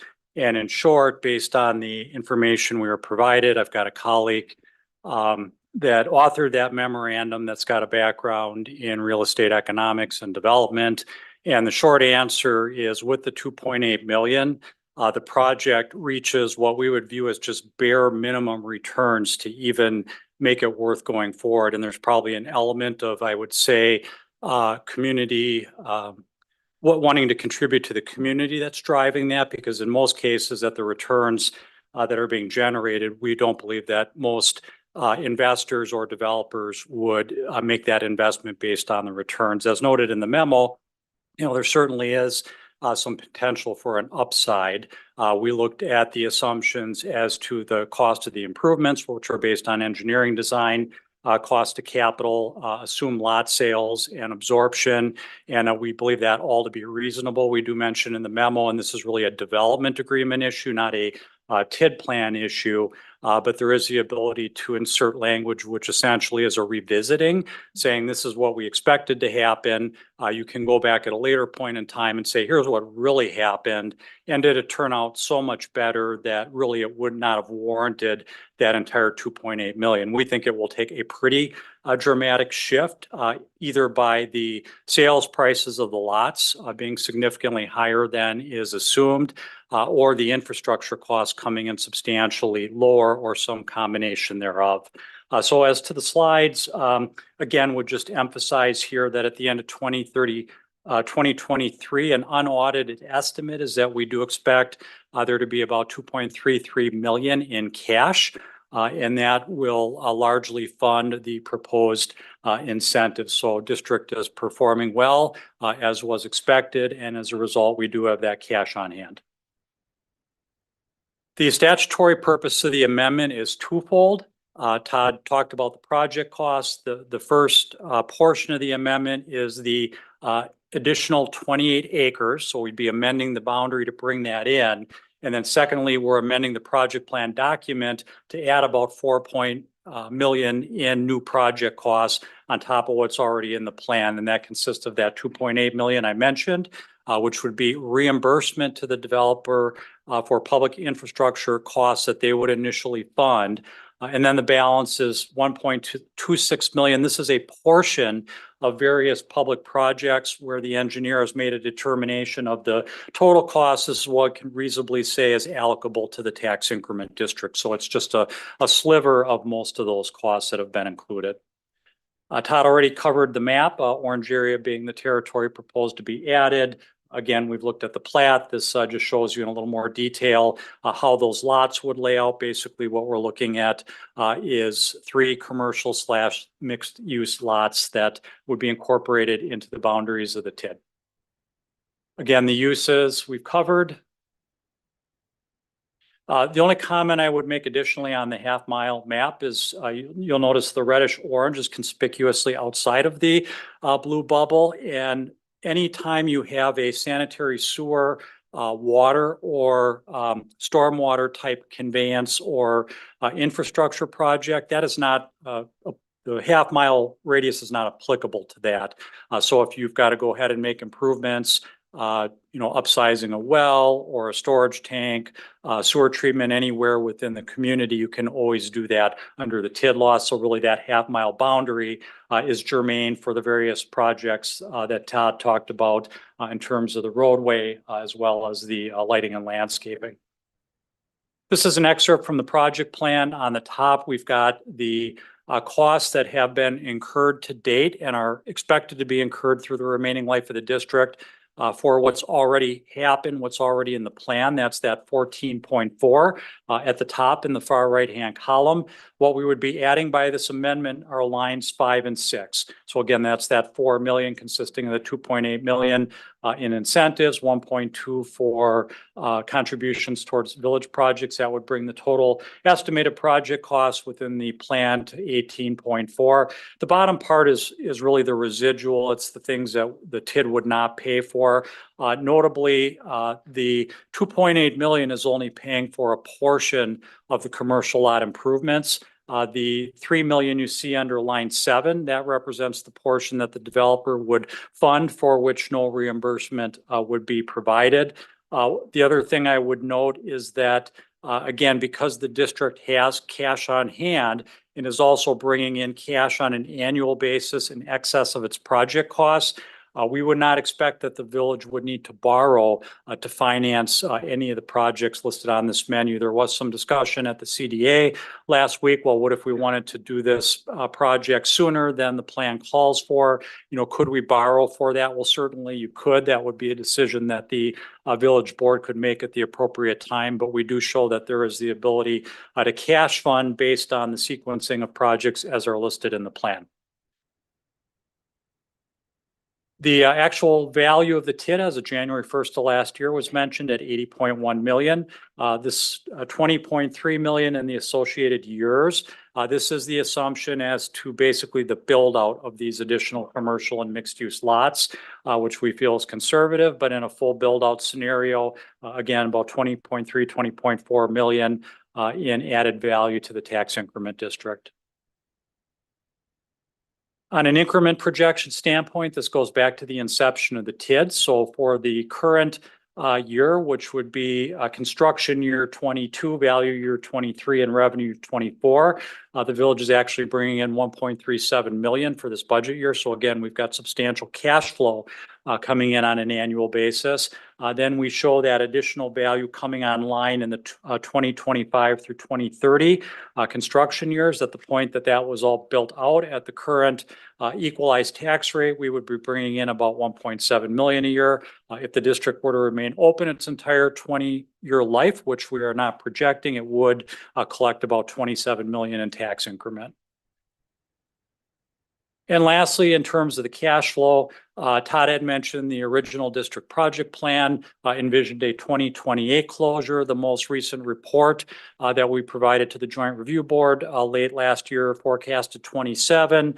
So what this indicates is that by virtue of adding these additional costs to the plan, we're looking at a 2031 closure so 3 to 4 years later, depending on whether you're comparing it to the most recent forecast or the original project plan. But again, the message here is we've got substantial tax increment coming in. We've got a significant cash balance built up. Other than the new contemplated projects, our debt service and other costs are fixed at this point. So the numbers that you see in terms of that annual balance column represents that additional cash coming in each year that would be used to fund the infrastructure costs as well as the incentive along with the cash that is already on hand.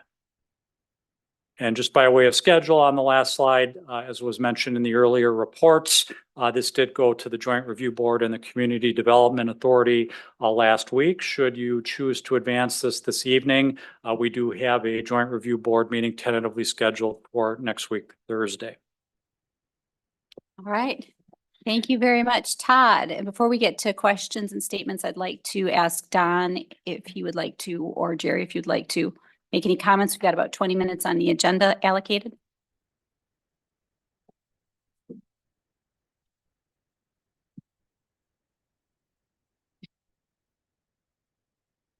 Is the button on? Hello. The village has done a very, very precise analogy of this TIF. We develop in several communities, and basically you'll see some of your neighbors, for example, and if the experts are here, if I say something wrong, call me on it right away. I believe the limit for TIF is about 12%. You could have it maybe at a little under 12, it might grow a little bit past it, but that's the target. I don't know exactly what Waunakee is, but it's extremely under that. The other thing is, this is infrastructure. It's kind of cool when everybody here walked outside and you walked over by the firehouse, $6.27 million. That would have been on the taxpayer's back. And basically, and Bill, is your budget about $2 million a year? That means there's $2 million a year that the taxpayers of Waunakee have to do to rebuild streets, and that's their budget. So going back to when this was done, today it would take, in the construction, if there's some contractors here, I've been told it would be closer to $10 million. There's been tremendous inflation. So here we are from the Waunakee Fire Station all the way to the other end of town. It's all brand new. And that's a big deal. We're not asking for any thrills or anything. We want to do a good job of infrastructure. And Todd mentioned to the leakage study, that was about the time we got started. We have a couple great older restaurants, but we really hadn't grown for years. And they said, Tierney, help us. And it wasn't easy. In other words, it's been a struggle. But I think as you're coming in from Middleton, it looks pretty good. Thank you. Hello. Yeah, to add on this, there's been a lot of, you get people say something and it stirs you up, and it's a lot of, like my wife says about my daughter, she says, you got a lot of big feelings today, so, sometimes you talk about numbers and this and that, and there's a lot of stuff going on, but I just wanted to say to everybody, thank you for a lot of stuff. It's gonna hopefully, well, it will continue to be fun in some fashion, and we're no matter what, we'll be doing great things as much as we can help in Waunakee with the help of a lot of great people that we work with, and from the board to the staff. Last week I was talking about sandboxes and to go play another sandbox, but everybody's just going through the world with their own perspective and doing the best they can. So I don't want to say a lot other than just I'm always I'm not real smart at numbers, but I can pick out some details real easy sometimes. And what's interesting to note is, when I was listening and Todd Taves had said, the profit that they're showing here is pretty dim. Well, that's true, and we don't want a big thing in the front page of the paper, because that's not important to us. What is just to be able to continue to keep doing and it's fun to do it in Waunakee because it's your hometown. And it's just, it's just fun. And disclaimer to any fact checkers in here, I went to high school in New Forest, but spent a lot of time in Waunakee. Now, one fun fact that I learned, I always knew it, but I never really knew how to say it until I was listening to a couple of the speakers is, approximately, and this number may be off, but looks like approximately that every dollar that's paid by the village taxpayers, about approximately 27.5% comes to the village. Okay. And 47, I think, goes to the school, and the rest goes to the MATC in the county. And I'm not going to go on and on about it, but it's pretty simple math. So, when that slide was up here that said 26, almost $27 million are going to be generated by this TID.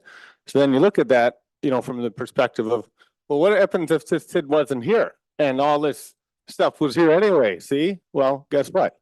If that were the case, you take 27.5% of the 26 million. That's assuming that this thing will develop exactly how, the full potential with the incentive money that is gifted to municipalities through the state.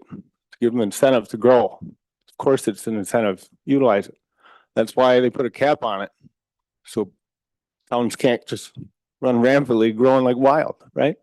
So, we're, I think, at 7 or 8 or whatever percent, things change and TIDs grow and then they expire and it goes down and stuff. But what's interesting is you take 27.5% of that, close to, 26 million, and round numbers is 7.5 million. So it's like, yeah, if this all would have happened and, Tierney wanted to, pull nothing off, to try to stick back in the community somewhere else, we'd still have the same stuff, but we only would have got this 7.5 million. Wait, what about the school? Wait a minute. No, the school, they still got all their money. So really a quick, easy way to look at all this TIF thing is it's a gift from the state. We're all paying into it, and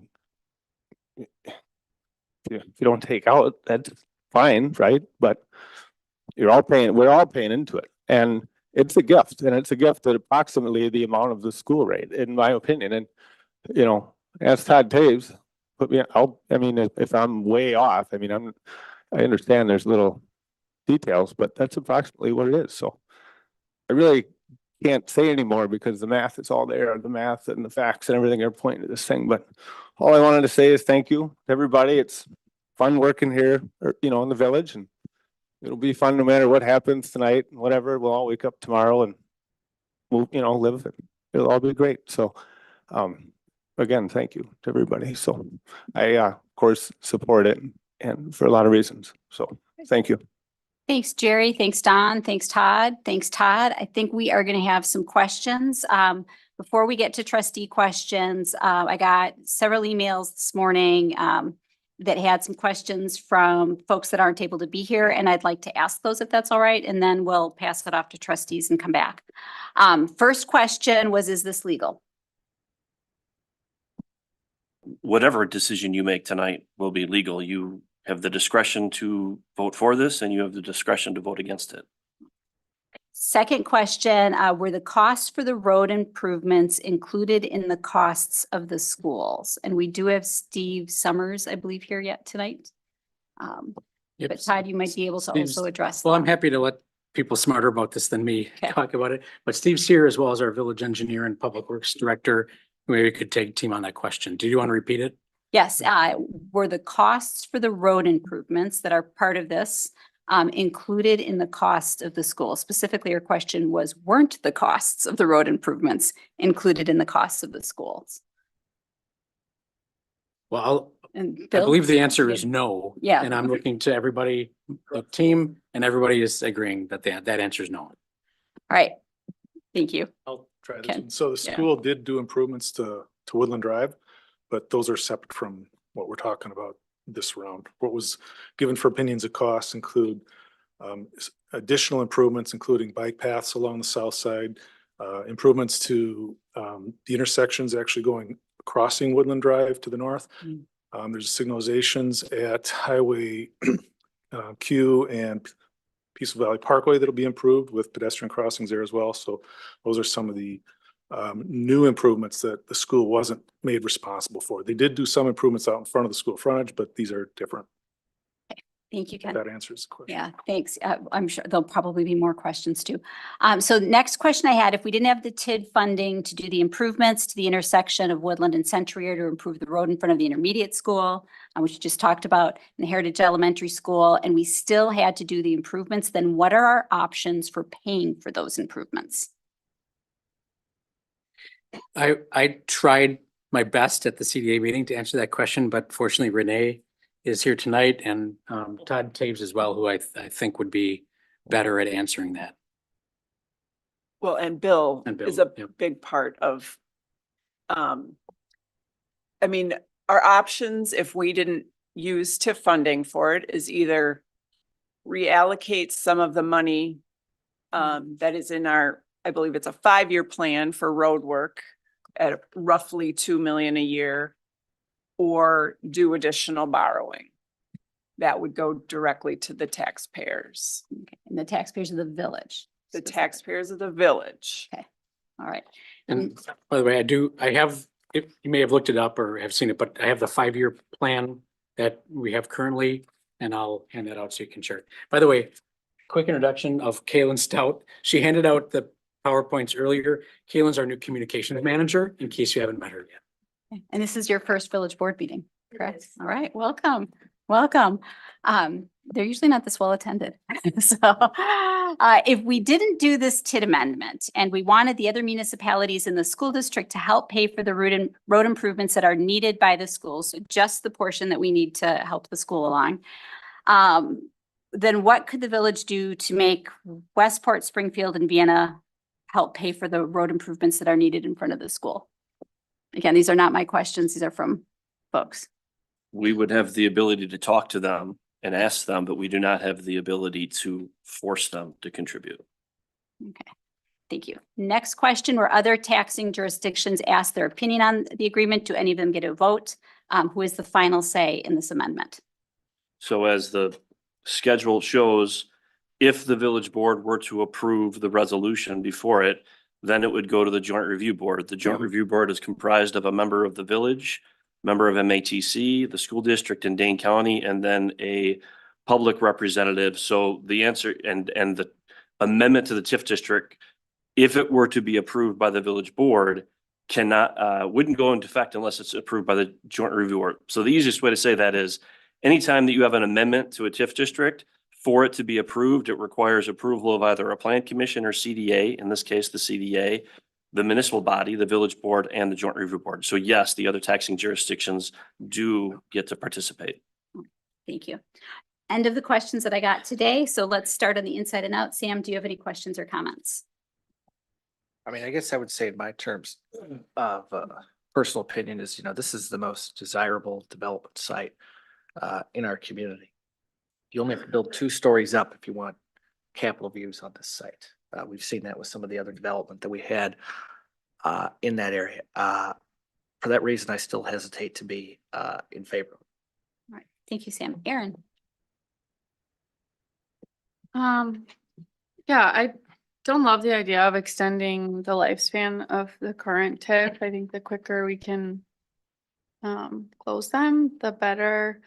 I guess I'm as hesitant as I am. I'm glad it's only a few years. I was expecting it to be more. So that did, I guess, even things out back to me. Yeah, I agree with Sam that it is a desirable location in the sense of, it's an entryway to our community, that whole corridor is, and we want it to be done well. So I appreciate that. This is very heavily evaluated.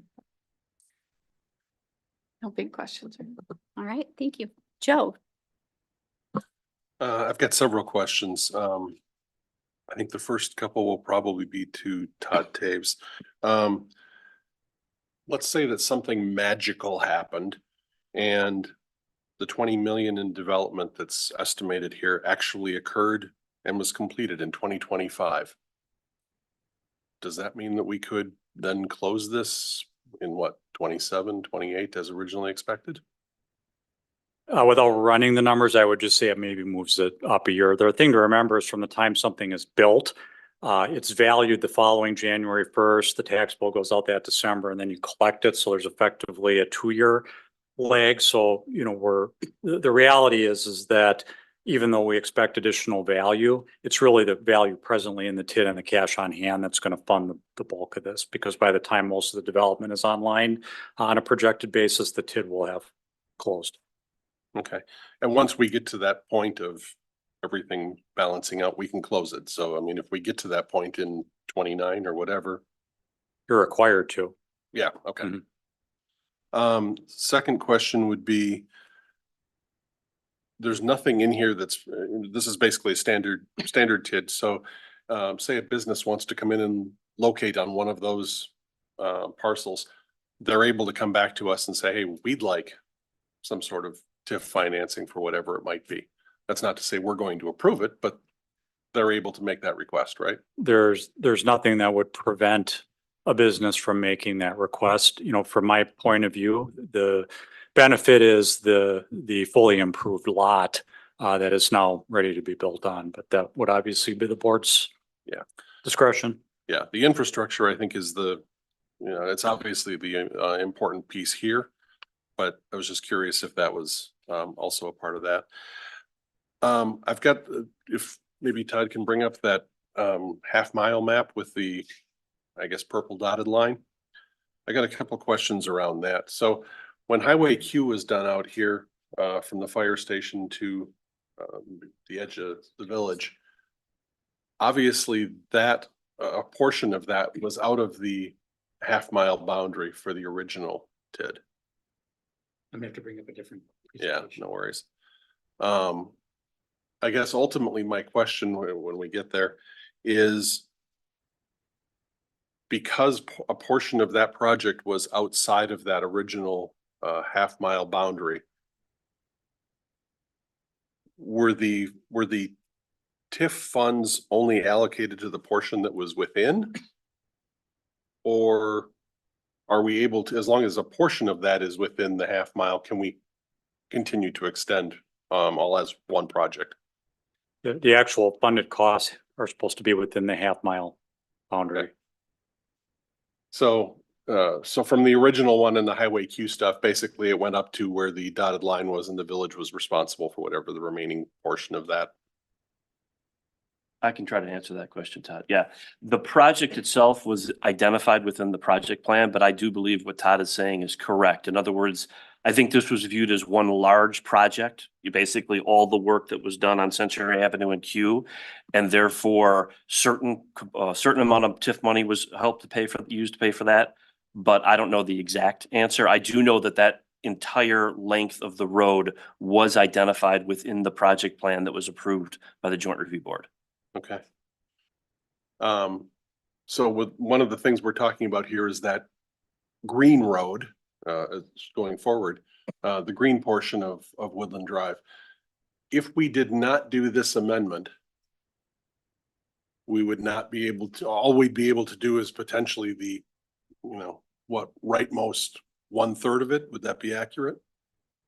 So am I correct that the green portion is something that the village is contemplating doing essentially outside of the analysis that we've done based on the numbers provided by the developer, Todd? Yep. So I think one of the benefits to the village of having the amended project plan is it becomes clear that road, I mean, one of the things that we have to evaluate when it comes to public improvement projects is not only is it within a half-mile, it's also, does it benefit the TIF district? And so I think we have a comfort level that if the project plan is amended to include the land on the west side of Q, that enhances our position that the improvements in green actually benefit the new area, which is going to allow us to allocate more of the TIF increment that's generated to pay for that. Whereas in a different scenario, and I'm certainly going to fall entirely the other end of the spectrum, is what I think Renee was getting at, where if we don't have TIF dollars and the village wants to make those improvements, the village is going to have to pay those costs itself. And then you get into the issues that Renee identified regarding how are we going to allocate different funding. Sure. Okay. And then a couple questions around schools. Maybe I guess there's probably more than just one question. So that we've heard about how the schools are basically made whole, but from an MATC and county perspective, they are not. Is that accurate? Well, I guess I don't know the answer to that question. I can tell you I've never seen Dane County or MATC vote against the TIF. Now, I have not heard why that is the case. So what I'm going to tell you right now is speculation on my part, but it's also, I think, reasonable. They just understand some people agree with TIF and some people don't agree with TIF. If you agree with TIF, you view it as an economic engine to spur development that would not otherwise occur. And I think that because of how they vote, I think they view it in that nature and believe that ultimately they are going to be better off if the communities within Dane County that they tax, have TIF, and I think one of the speakers made a valid point of you don't see that benefit till later.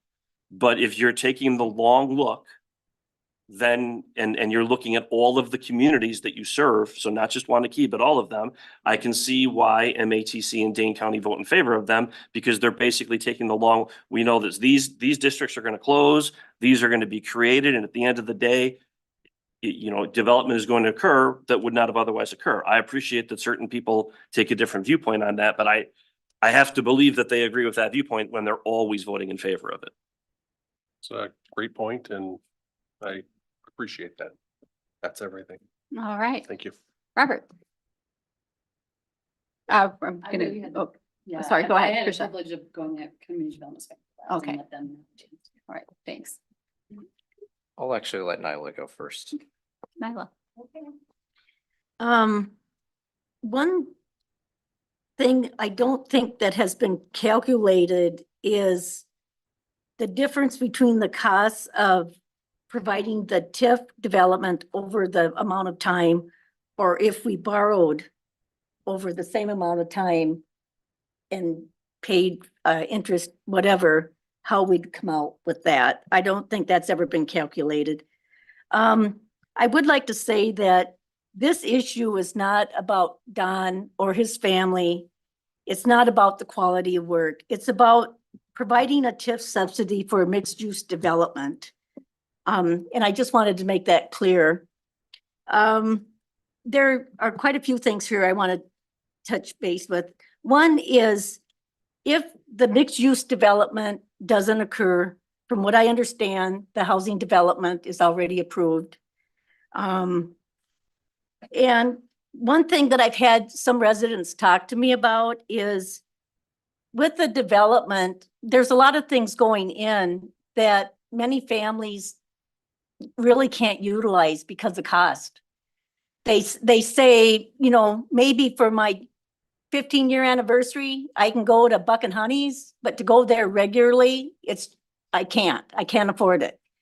And that's a concern, because if we're building so people don't leave town, we should be building stores and restaurants and businesses that people can afford. All people, not just a certain economic group. What I'm asking myself is what's best for Waunakee.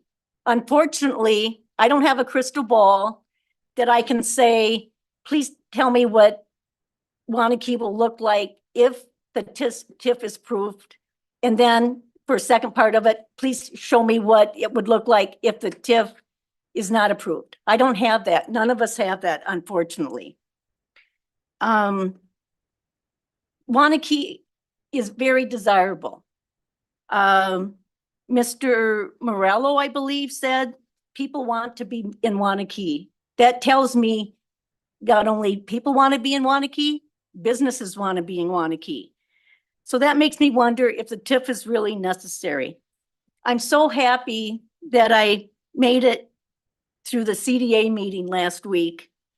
It brought up a lot of interesting things that I've thought about ever since. And one of them is, I don't understand why the school referendum went out the way it did, knowing that we were going to have, it sounds like, major safety concerns with the road and traffic. And number two, I support education. I will do anything for education that I can. But for me to sit and hear from the school district that we need this TIF to raise enrollment so we keep helping with the school budget.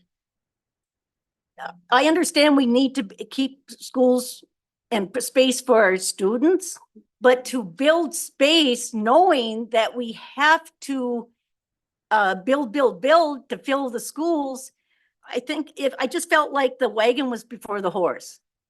I'm sorry to say that, and it made me feel like, it made me question the school referendum, because that's not the impression I had when I went and voted for against the school referendum. So I'm back to what's best for Waunakee. I've been thinking about it for years. For years, I've been attending meetings and seeing TIF after TIF go through. Another comment is we have I believe 12% cut that we can use for TIF development. But that goes back to our private budgets. If we have a $10,000 credit card, does that mean we max it out? I don't think that would be the wisest thing. I feel the same thing about TIF development. We don't need to max out what we can use for TIF development. Those are a few of my ideas, my thoughts. I wish this was an easier issue to resolve. Okay, I went last because I knew that I've been accused of being long-winded and I didn't want to rob any other trustees of their time. So I'm going to start. Nyla asked a question that if the applicant wouldn't mind answering, what would your development look like if this was not approved? Can we answer that? Sure. Yeah, I mean, I'm Can I ask you a question? to the mic. Answer that. This is a question we've asked in my tenure here, almost every applicant. What would it look like if it was not approved? Well, luckily, there's a lot of forks in the road. Some of them have happened and some of them haven't. Good news is that no matter which fork in the road happens, we're all gonna be here. It'll be fine. So what's gonna happen if this doesn't get approved? Well, there's a 0% chance that this is gonna get built as is.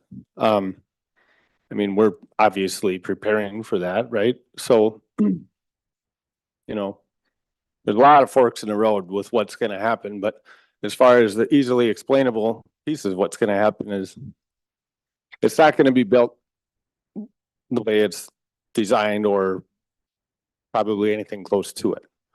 And it's probably gonna require a comprehensive plan amendment, which is fine. It may be able to be done without a comprehensive plan amendment, which would be great. It all depends on, you know, how things go. So, but as far as, you know, what's gonna happen with this property? Well, so it's not gonna get developed the way it is designed, that's for sure. We've been sticking money in this thing since 2018. You know, stick $500,000. It's like we're buying a hot dog with this thing. It just keeps going and going, but that's fine. And we're not, it's fine. But to answer your question very directly, which I think I have been, probably what'll happen is, you know, and this is not politicking or any BS, this is how it works, is, you know, when Tim Nixon used to be the village president here, and he always said, if it feels good, don't say it. So that's why I'm being very careful. And I hope you can appreciate that. But no, I'm being realistic. I mean, it's not going to happen this year like that, you know.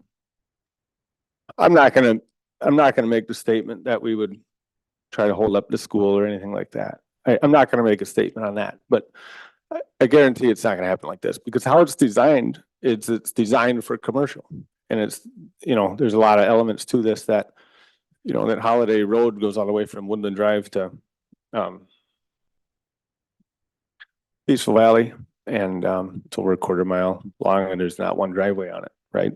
It's commercial on one side and it's no driveways on the other, and there's no driveways on the other, and is designed for safety. So it won't get developed like it is, that's for sure, but you go ahead.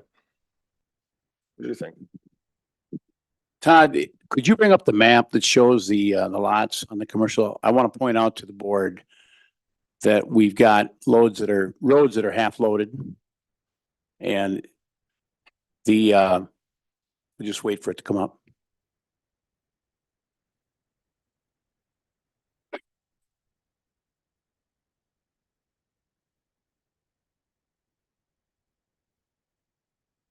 Yeah, if you look at, I believe that's South Holiday Drive. It's next to where the red area is. They'll see it, Jerry. Kane comes in pretty handy, doesn't it? So, yeah, so basically what that road is, it's actually backed right up to lots.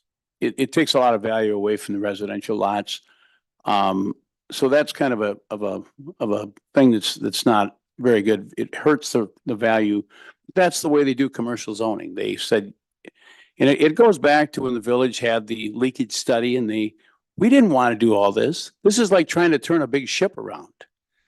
So in other words, we put in $500,000, $1 million in the planning. The village has put in a lot, but the village came to me and they said, would you help me? This is what angers me, because I did what they wanted. And basically, if you said to me, do this one and we'll never look at another TIF again, I'm fine. But the big thing, and I think Steve Summers alluded to it, is Wisconsin revenue sharing. When this money was taken away from the schools, they make it whole. It's almost to the penny. So when I came into this town in Highway Q and Century, 6.27 million. When we actually put Peaceful Valley, donated the land. 1 second, point of order. I asked a question about what would Okay. happen if this is not. I'll tell you what'll happen is we'll go find another sandbox, not forever, but for the time being, we gotta calm down, we gotta have fun, and we got our dirt movers here, we got our pipe layers here. And if you vote it down, it's fine, it'll just go on the shelf again. Okay, okay, thank you. Thank you. Thank you. You'll have other opportunities to. Other towns. And I'm talking about tonight, so. All right, let's Please. move on to the next question. One Who question asked? asked. Here's your answer. We did. If you vote it up. I'm not gonna that's be what the shouting master to. Yeah. Hey, just let them Good answer. answer. Hey, Thank you. cool. Sorry. All right, let's move on to the next question. Have you as an applicant considered working with a third party to develop these 3 parcels so that you would not need to obtain TIF assistance? Yes, What happened? we're here tonight, obviously it didn't work out. Okay, let's talk about the leakage study for a second, because I'm glad that Todd brought it up. It gives me an opportunity to talk about it. A lot of those municipalities that were named in that leakage study contain more than one grocery store. Think back to 2019. Most of us, well, some of us were on the board, not all of us were on the board. In 2019, a letter was sent to the village stating that as a part of an application to develop these 3 plots, you'll have an opportunity to answer before you interrupt me. But as part of these 3 plots, they were going to work with Festival Food and another buyer, apparently, it's not listed in here, for 2 of those lots so that they could be developed and without requiring any tax incremental financing assistance from the Village of Waunakee. This TIF project is being presented to us on a blazing fast timeline, blazing fast. When we were discussing doing anything on this corner or the corner across the street, which ultimately did not require TIF assistance, and if anybody doesn't believe me, I've got the video queued up just so we can show it. When that conversation took place, that conversation went on for months, not 1 week, not 1 month. It went on for almost what felt like half a year almost. And as we went through that process, we discovered that it turns out when you have competition, you didn't need TIF assistance. So we are rushing to push this through. We have been told that if we do not approve it, I find it very hard to believe that the residential areas will not be developed. But what I am failing to see here is that we are rushing and saying that as a board, at all costs, will we approve this because growth at all costs? Damn the consequences. We're saying that we're going to do that for this just because the developer failed to work out a deal with their original provider, which would have brought a second grocery store to the village, and which you could make an argument drove away another grocery store that now is sitting on land, which at least we're charging that one at full commercial zone property as opposed to agricultural zoning. I want to add a point of order to that because we're talking about grocery stores, which are not necessarily related to the request before us tonight. And there is a history that neither you nor I were on the board when this was acted on. So Todd, could you explain to us the history of the grocery store here, not what we're being asked about tonight? I will clarify. I don't care that it's a grocery store. It's just that it's any Well, development. you used brought by it an up, you outside put it into developer. play, and I would like staff to answer that, It's please. fair. Ask the question again, the The history of the grocery store. So from my understanding, we had two grocery stores that were coming to us at the same time. Okay. Correct. And I wasn't on the board, so this is my reading of what happened over the years. Hy-Vee, which was purchasing from Forward Development Group, and Festival which is in a discussion with the Tierneys. And I don't know that it was this corner. I think it might have been another portion, but I don't know that It for was, sure. it was exactly this. Okay, so what happened, and is this relevant to what we're talking about tonight? I mean, I know people really want a grocery store and we would love it if Hy-Vee built, but we had these two that were competing. Hy-Vee won, for better or worse. We don't have TIF or TID on Hy-Vee, so we have no carrot or stick to incentivize them to build. But this keeps coming up in relation to something that feels a little bit irrelevant. Yeah, Brian and I were both deep in the weeds on that one, and I'll let him start and I'll tag team in with conditional. Yeah, I don't necessarily think that, first of all, Robert is right. Best Festival was, I'm looking at the map right now, was going to go in the red box. So they were going to be right across the street from another. I don't think there was winners and losers because they both received their approvals. I know that Festival I did not have a specific conversation with their attorney on this, but my understanding is Festival did receive their approvals, but I believe that they were a little unhappy with some of the conditions that were placed on the approvals. I don't know if that has any rationale as to why they didn't move forward.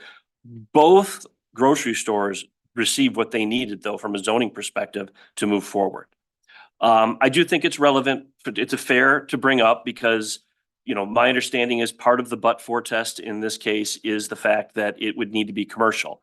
In other words, for the TIF to be approved, one of the reasons that, if you vote in favor of it in pursuant to the project plan is you want to see commercial be developed there. I think there is the possibility, and I think Jerry alluded to this, that if this doesn't get approved tonight, one of the things the developer may do is come back to the village and seek a comp plan amendment that would potentially allow all of this land to be developed from a residential standpoint. And, we might get there, we might not, but that's why I think it is relevant to have the discussion about the commercial. And yet there was, I was at the meeting where the TIF proposal was removed by Festival Foods. I'm sorry, not by Festival Foods, by Hy-Vee. FDG. I said this at the CDA meeting and I want to comment on it tonight too. I mean, the land that Forward Development Group owns to the east of the highway and that Hy-Vee owns now too has received the benefit of the TIF district in light of the improvements that were made on Q. It received the benefits of the parkway being built just to the south of it.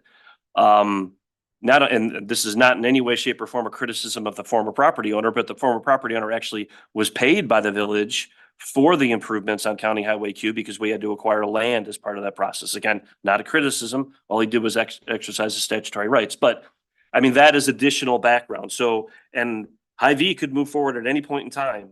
I mean, my understanding is grocery stores have made a lot of changes since COVID. And so in all likelihood, they would come back for a modified SIP, change in their site plan. But both grocery stores did receive the zoning approvals to move forward. And for whatever reason, they chose not to. Okay, thanks. Back to you, Robert. Thank you. So where I was going with that, and honestly, it's not, it's to point out that there was a very viable project that was going to go in there that did not need, that was going to develop on its own absent any TIF assistance. That is the overall statement on that. I understand the economy has changed since then, but this land was acquired, if I heard correctly from the applicant, they've been paying for this land since 2018. Is that Todd Taves or anybody can confirm? It's 2018. So if we're talking about that, they've been holding this land since then. We are being asked to part of this is to help pay for the land that they acquired in 2018. And so they've really been sitting on this for quite some time. And now they're expecting the village to go back and help. This would pay it back. And lest anybody have that, I did confirm that with Todd Taves. He did tell me it's the cost of the land and the improvements as well as the related expenses that's what this is going to be paying them back for. So it's not just infrastructure improvement. And the reason I bring that up is because that part of that land cost is what's going into making this TIF assistance necessary. So it is extremely relevant that we pay attention to how much they paid for that land and what they wanted to do with it. You know, I hear a lot about the residential development on here and how that impacts the school district. I think it's an irrelevant issue. I'm just going to put that out there now. I'm not going to go down that road. I will continue to state that and Mr. Summers can correct me on this, but as long as Waunakee is property rich as it is, there is a certain component of the funding number that does benefit the school district to place property within a tax incremental financing district, because that is a negative number currently. This brings that number closer to a positive, but it doesn't completely erase it.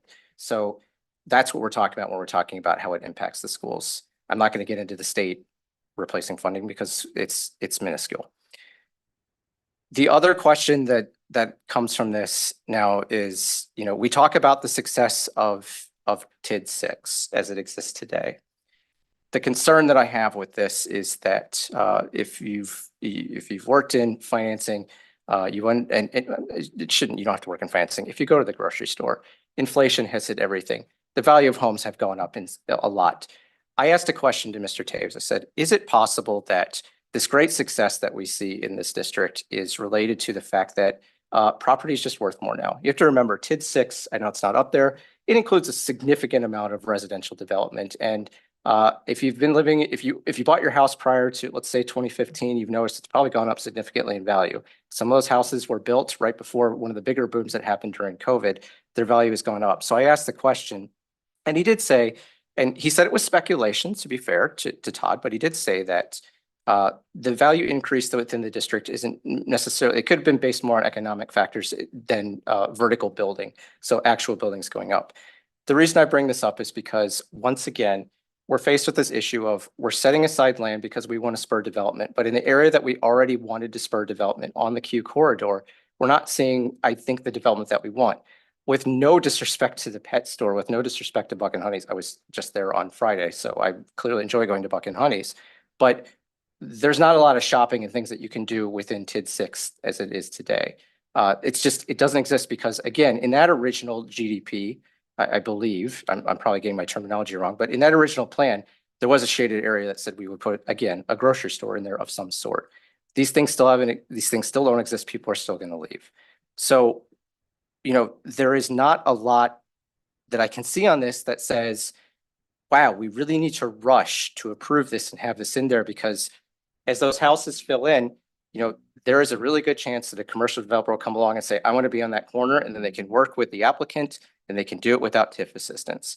When it comes to doing improvements to the road, I think it's our responsibility as a municipality to pay for the things that we need from the municipality, to not put it off on future generations by putting it into tax incremental financing district just because we don't want to pay for it today, or we don't want to stomach the cost of doing some of these improvements that are needed today.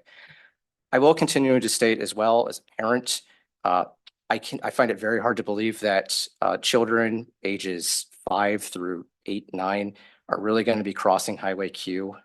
It's unless, again, continuing to say that that highway is too dangerous for kids to walk across. I don't care how many, unless you're putting it in a elevated bridge where it removes them from that road. I do not see how these improvements are going to be to that benefit. And finally, because I keep hearing it a lot, we talk about, every time we talk about the east side of Q, I keep hearing, well, they benefited from the TID. They benefit from the TID. Guess what? This is going to benefit from the TID too. This is not that benefit that they got on the right side. They're going to get it on the left side. I think that the applicant should go back, sharpen their pencils, speak with some more other groups that would maybe want to develop that. Or as is their want, they can attempt to do a comp plan change if they are feeling, I don't know, spiteful over that. So I'll end my comments there. Thanks. Tricia? So it's no secret I disagree with Robert. I just do. I think a couple of things. Oh, shoot. I'm usually really good about that. Everybody didn't get to hear you saying know. stuff about me on mic. I mean, we agree on some things. We know we don't on this one. So I'll respect and I appreciate the points. My perspective and to Sam's point, and I think Aaron commented on it, that is an ideal corner. So to be able to have somebody hold that for commercial development, which may not take as fast as the residential, it's definitely not as easy to do. And it requires the higher specifications, whether it's for the roads or the landscaping or the setbacks, the parking, whatever it might be. It's just harder, it's more difficult. And if we're thinking we want a commercial corridor, which is, I think we've all said that, and we want to have that space designated, I feel like this is something where it is a very fair request. It is a good use to pay a portion of the, obviously of the infrastructure pieces, have the village able to use some of the increment to pay for some of the things that they want to do. And with in a district that, whether or not it's because it has been the benefit of increase in property values or whatever, it has generated a healthy amount of increment to be able to apply for something like this. I think it's a good use of TIF. Wisconsin has provided this tool to villages and municipalities to use for economic development purposes. I think Waunakee has done a great job and has the downtown, the business park, several different examples of why the Buck and Honeys, whatever it might be, of how we can make good use of this tool. And maybe whether MATC or the schools, they do benefit this in the long run, because right now it's not coming out of their pocket. This is a future increment that they're going to benefit from when this is done. And it's like a tax credit. Like if there was a tool out there that you could take advantage of personally, or a certain kind of loan program or whatever, maybe it's not fair to everybody across the board, but if it's available to you, I would think most of us would try to take advantage of that. And I think that's where the TIF tool comes into play on this. I absolutely think, just based on the fact that this could be residential, and that's what, again, going back to what I said on Wednesday at CDA, Don hasn't asked for a lot from the village, and I would argue that he has given a lot more back to this community than what he's asking for here. But to make sense of keeping that area commercial and mixed use in that area on that prime intersection, that prime street, in my opinion, 100% hits the but-for test. I appreciate the emails that were sent. I'm trying to answer some of the points that were in there as well in some of my notes. Oh, another comment, that other towns, or other areas of town don't benefit from this. I would argue that's not the case. I don't live in this area, and I would love to see what's there. I mean, I spend a lot of time in other areas of the community that have benefited from TIF, and I'm extremely happy by what has gone there. I don't think this is the case of this one, but in instances, our downtown TIF benefited greatly from our downtown benefited greatly from our industrial park TIF. So I think again, going back to Waunakee has done a good job of utilizing TIF to benefit the greater community. So that's where I stand on it. Thank you. Thank you. I appreciate the good discussion and everyone that comes out and comments for it. It's no secret that I am for this TID and would like to see it passed. There is no perfect solution. There is no way that everybody in a community can be absolutely 100% happy with any one particular plan. Our goal with this proposal is to bring something forward that'll enhance the village, that'll help us balance our tax base so that we're not remaining at 88% residential, so that we are bringing some needed commercial services to the village. That 30% capture rate in 2015 is shocking. Our 88% residential tax base is crazy out of whack. This gets us that step forward, and this gets us some commercial development that we really desperately need. So I'm in favor for that. I'm in favor for the reasons that you cited, Tricia. This is incredibly difficult to bring commercial development to the to the market. So I appreciate that. And I also appreciate that this is the most desirable corner left in the village by far, until we open up some other areas that aren't currently in the village, but are in Westport or Springfield or another place. This is where we have available to develop now. I've appreciated, Steve, every time you've come and talked to us about the school district support of this. Jack Heineman, who had to leave as well. I appreciate the statements that they have made in support of this particular TIF. So I am not going to draw the conversation out any longer, because I think everything that has been said. And I will move to adopt the resolution approving an amendment to the project plan and boundaries of tax incremental district number 6. I'll second that. All right, do we have any further discussion on the motion? Yes, I keep hearing this thrown about how this is going to impact the percentage tax base within the village. There's a lot more land on there that's anticipated to be residential. We're assuming market rate, probably houses that go to the $8 to $1 million range, given how, if it's going to copy how Kilkenny currently is being done. We keep stating that this is going to make that number better on our commercial to residential tax ratio. Are there any numbers that support that, or is that just, that's what we feel is going to happen? I'd say the alternative is that this comes back as all residential, and then that will pull it further out of whack. That's not what I asked. I asked, is there any analysis that's been done that would show what the end result would be based off of the projections from Elders? There is no analysis that has been done that shows that it will one way or the other sway. Thank you. So, yes. Any other questions? All right, seeing none, all in favor? I'll call roll call. All right, roll call vote. Nyla Fry, No. Trisha Brown, Yay. Sam Kaufman. No. Krista Grungy, Yay. Erin Moran, Yes. Joe Zisselsberger, Yes. and Robert McPherson. No. All right, thank you all very much. I appreciate it. We will move on. Staff, community members, everyone that spoke on this, it's been very much appreciated. It's a contentious issue as always. Could we just do, I know there's people in the back Yes. who are here for the next item. Yeah. Could we take a recess? Let's do a 5-minute recess. Especially for those who might not be interested in the next item. Yeah. If you could perhaps clear so others can come in. I will turn off my mic.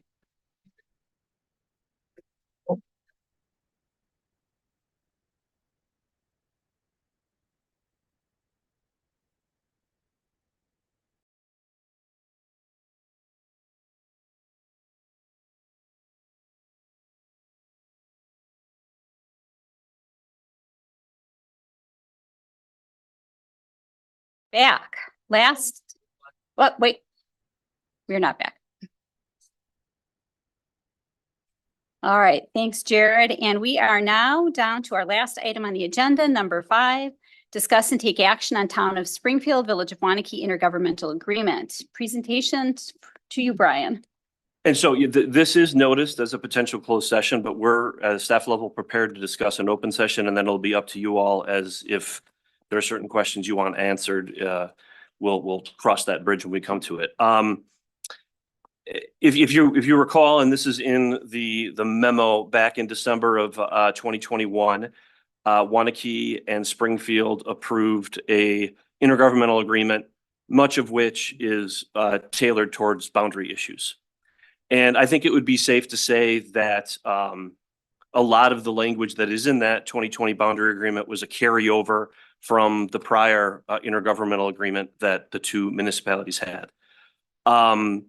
Recently, the village and the town received some correspondence from property owners who I think are located in the town, and they questioned whether or not the public hearing was held at the joint meeting when the town and the village approved it in this room.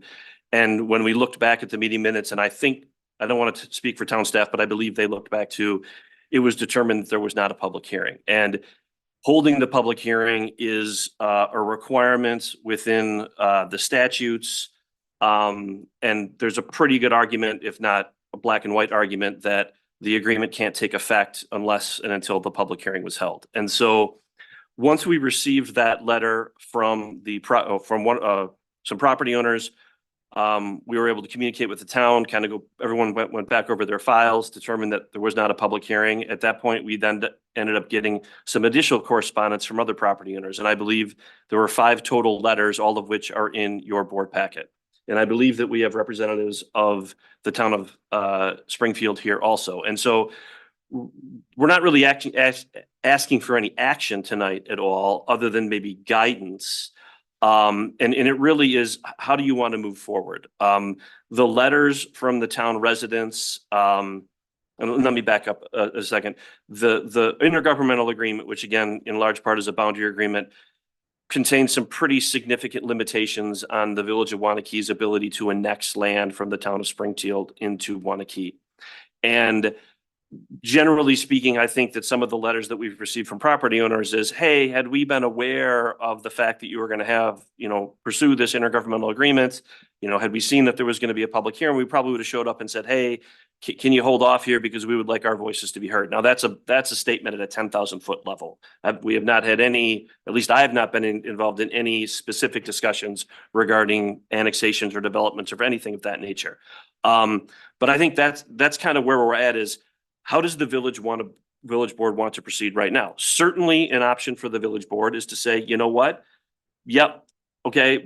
Staff looked back, the public hearing was not held. Let's get together with the town. Let's hold a public hearing and let's adopt the exact same agreement that we have right now. That is certainly within your discretion if that's what you want to do. Another option is to sit down and say, well, let's try to get some more information from these property owners to see what, if any, impact that would have on the agreement. And let's also talk with the town. I think probably about a month ago now, I would say, sitting in this room, Kristen and I had what I believe was a positive meeting with the chairperson for the town of Springfield and their attorney, discussing different options, 2 of which we just kind of talked about right now. So that's the background. That's how we got to this point. And it's really up to you all to ask whatever questions you want to ask and provide guidance to staff as to how you would like to proceed. All right, with that, let's open the floor up for questions. Nyla, did you have anything? Not at this time. Trisha? I guess question, I don't know, maybe if this is more for you, Kristen, but just of conversations that have taken place that we've not been privy to, kind of what's the crux of the turnout tonight? Like what's the, I need to understand that. I guess I'm not quite.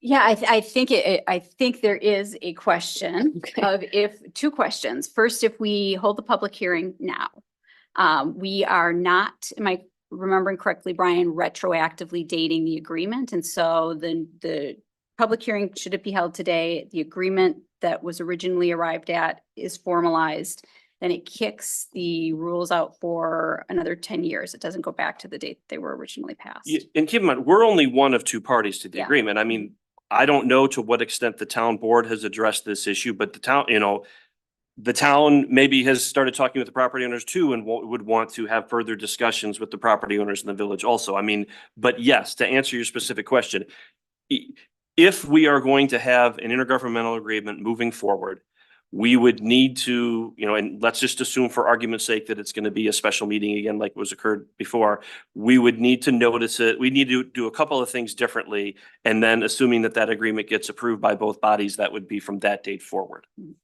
And I think the second thing is that there could potentially be interest before then or not to annex some of the land that is adjacent to the village into the village. So this would not anything that we've been approached about necessarily, but. Yeah, and I think that goes a few layers deeper than I'm aware of. I mean, what I've heard so far would be more so that the property owners want to work with the municipalities in conjunction with to the extent that there's going to be an intergovernmental agreement. I have not heard anything to the effect of, let's try to annex some land now before something happens with the argument that the current agreement's not effective. And then the third thing is, I think that the people in the room, am I reading the room correctly? This affects the land that you own, or land that's adjacent to land you own. And so what we're discussing here tonight and what will be discussed at Town of Springfield, as we are kind of working through what to do next, is directly relevant to your own lives. Yeah. So interest, formal hearing, and a new agreement that might be 10 years. Okay, and I appreciate that. And I think the letters that were submitted by the landowners are helpful and appreciative. I just felt like there's maybe a little more backstory that I didn't understand. So thank you. Yeah, you're welcome. Sam. Brian, I agree with, renegotiate agreement. I want to thank you all for waiting out there. I hope you all had fun out there during our very hot meeting. A little awkward. Yeah. I would like to ask, so say, when it comes to a new agreement and say there hypothetically is an annexation, proposal like that, does the comp plan have to be amended before the agreement takes place? Is that required? Or can we change that later? I think that, I think I think the answer might be, it depends on which land we're talking about. Depending on the land, it may be that you would actually want to run a comp plan amendment essentially parallel with the process, the negotiation process. But I think we need to get more information about what's being proposed, to be able to more clearly answer that question. Thank you. Aaron. Yeah, I think that we should do this right if we do this again. I would love to hear more about what's being visioned, and make sure that we are asking the appropriate people and the people affected what they want to see. Yeah, I think there's good bits in what we have and there was good intent, but I think new ideas can be good. And if we can have something that works better for the people impacted, then. All right. Thanks, Aaron. Joe. I think this gives us a chance to go back, revisit, improve, whatever may have, happen along those lines. So I think it makes sense for us to take the time to do that. That's all. Right. Robert. Nothing additional to add other than we need to do this the right way. So it's clearly we did not do it the right way. So let's just do it the right way and give everyone a chance to come and have, their hearing and be heard as they have the right to do. And then for the, fortunately or unfortunately, it's a little bit different village board than the last time this was on there. So probably gives an opportunity to have more discussion that didn't occur then. All right, so what are our options, Brian? We can hold a public hearing, or do we revisit the intergovernmental agreement, or yes to both, or? Well, I mean, I guess I wouldn't necessarily jump to the statutory process for the intergovernmental agreement based on the discussion that you've had. It sounds like you might want to, I mean, I guess there's so many things that you could do. I mean, we could put this back on the agenda, essentially invite property owners in the town to kind of say, how would they like to approach this? That could be done more at a staff level and then report back to the village board on what we've, maybe some more specifics, getting to what Sam was asking of, okay, if we're going to go in this direction, then what other steps would need to be taken? I mean, in part, I think it really comes down to, do you have guidance for staff as to how you would like us to move forward? Or do you want to put it back on the agenda? I wouldn't put it on May 6th because I know that May 6th has already got a lot of agenda items, but you always have the ability to say, let's put this back on the agenda. And with the intent of elaborating more on the letters that was received, maybe we can also receive additional feedback from the town, let's say offline, that we can share, or you could invite a representative of the town to come speak at the same meeting that the property owners would speak, just kind of as a form of informational gathering. It really is up to you how you want to approach that. Feels like a reasonable approach to me. We weren't all on the board when this was agreed to, so if we, oh, I'm sorry. Jim, go ahead. Yeah, I was going to ask, Yeah. he had to sit through the whole meeting. Can Jim talk? Please, yeah. Thank you. It's been a long night, so. Yeah. So. Man, now. Yeah. Hello, for those of you that don't know me, my name is Jim Pulvermacher. I'm chairman of the town of Springfield. And I've been a party to both the first agreement we had with the village and the second. And I can tell you that it was just an oversight that if we didn't have a public hearing, we didn't have a public hearing. And so I'm just here tonight to say that whatever we're going to do, we need to do it right. My suggestion is that if you decide you like the agreement the way it is, we should just have a public hearing and renew the agreement. If you think you need to look at it, that's fine. But then I think we should have a joint village board, town board meeting and discuss it first, because I hate to have a public hearing when you don't have a plan. Because you can't say coulda, woulda, shoulda. People need to know. So if you want to do some informational gathering on your own before we set a meeting, I have no issue with that. So, I mean, if you want to meet with landowners and stuff, so you're informed before you come, that's fine. But I'm hoping that we don't draw this out into a long process, but we'd like to get it going. To be honest, I have to do the same thing with the city of Middleton. So, you know, we'd like to move forward. And we've had good working relationships. I mean, we have a lot of families that are interconnected between our communities and everything else. So I don't see this as a big negative. And we can do it. So you guys can discuss how you want to do it. I recommend Todd can reach out to my clerk. We can discuss it. But if you internally want to talk with some of the landowners that are over there first, that's fine. It doesn't matter. But I think that when we sit down to have the conversation, we should have all the cards in front of us. I agree. Any questions? I agree. You guys have any questions? No? I do. Go ahead, Robert. So the feedback that we've received from the landowners and things like that, in town's opinion or your opinion, if you're not comfortable speaking for the town, do the landowners generally agree with the intended agreement that was signed? Well, originally? we had one of the landowners came forward to the town and said, you're looking at annexing possibly 60 acres, our farm's next, why weren't we included? Well, we didn't include anything into that. That was just an amendment to the agreement that you said you maybe wanted another 60 acres. And that was just, on the mapping part of it. And so they're asking, well, why aren't they? Because one family, the other family, they just wanted to know. And when they came to us, they said, well, we have a 10-year agreement. We're really not in, we really didn't want to open that agreement up, and that we would be opening it up in probably, I think it's like 8 years. But, they did some checking on their own, and to their credit, they found that we did not have a public hearing. And again, that was accidentally done from both our communities. It wasn't, it is what it is. So we just need to move forward and do it right. But I'm hoping not to drag this way out. The sooner would be better, because to be honest, it benefits both our communities to know what the other one is doing. Other questions? None? All right. Thank you very much, Jim. Thank you. Yeah. With that, it looks like we're going to be bringing it back to another board meeting, not the 6th of May. I would suggest we have a separate meeting. Conversation.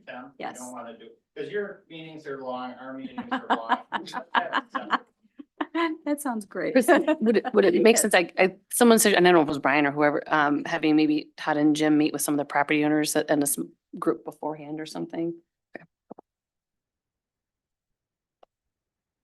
Yeah, do you have any other suggestions, Brian? Well, I mean, I guess I think it may make sense. You can certainly have a staff level meeting with property owners to try to kind of narrow the scope of the discussion that would allow potentially a more fruitful discussion of the village board village board meeting at your second meeting in the May, with the idea of then trying to schedule something joint with the town. If I understood the town chair's comment correctly, that first joint meeting might not necessarily be holding a public hearing and doing the agreement. It's okay. Now, village, you've received these letters from the property owners, as has the town. You've received some initial feedback. Let's sit down and talk about, okay, what, if any, changes do we want to make to the documents at that first joint meeting, with the idea of scheduling something in the,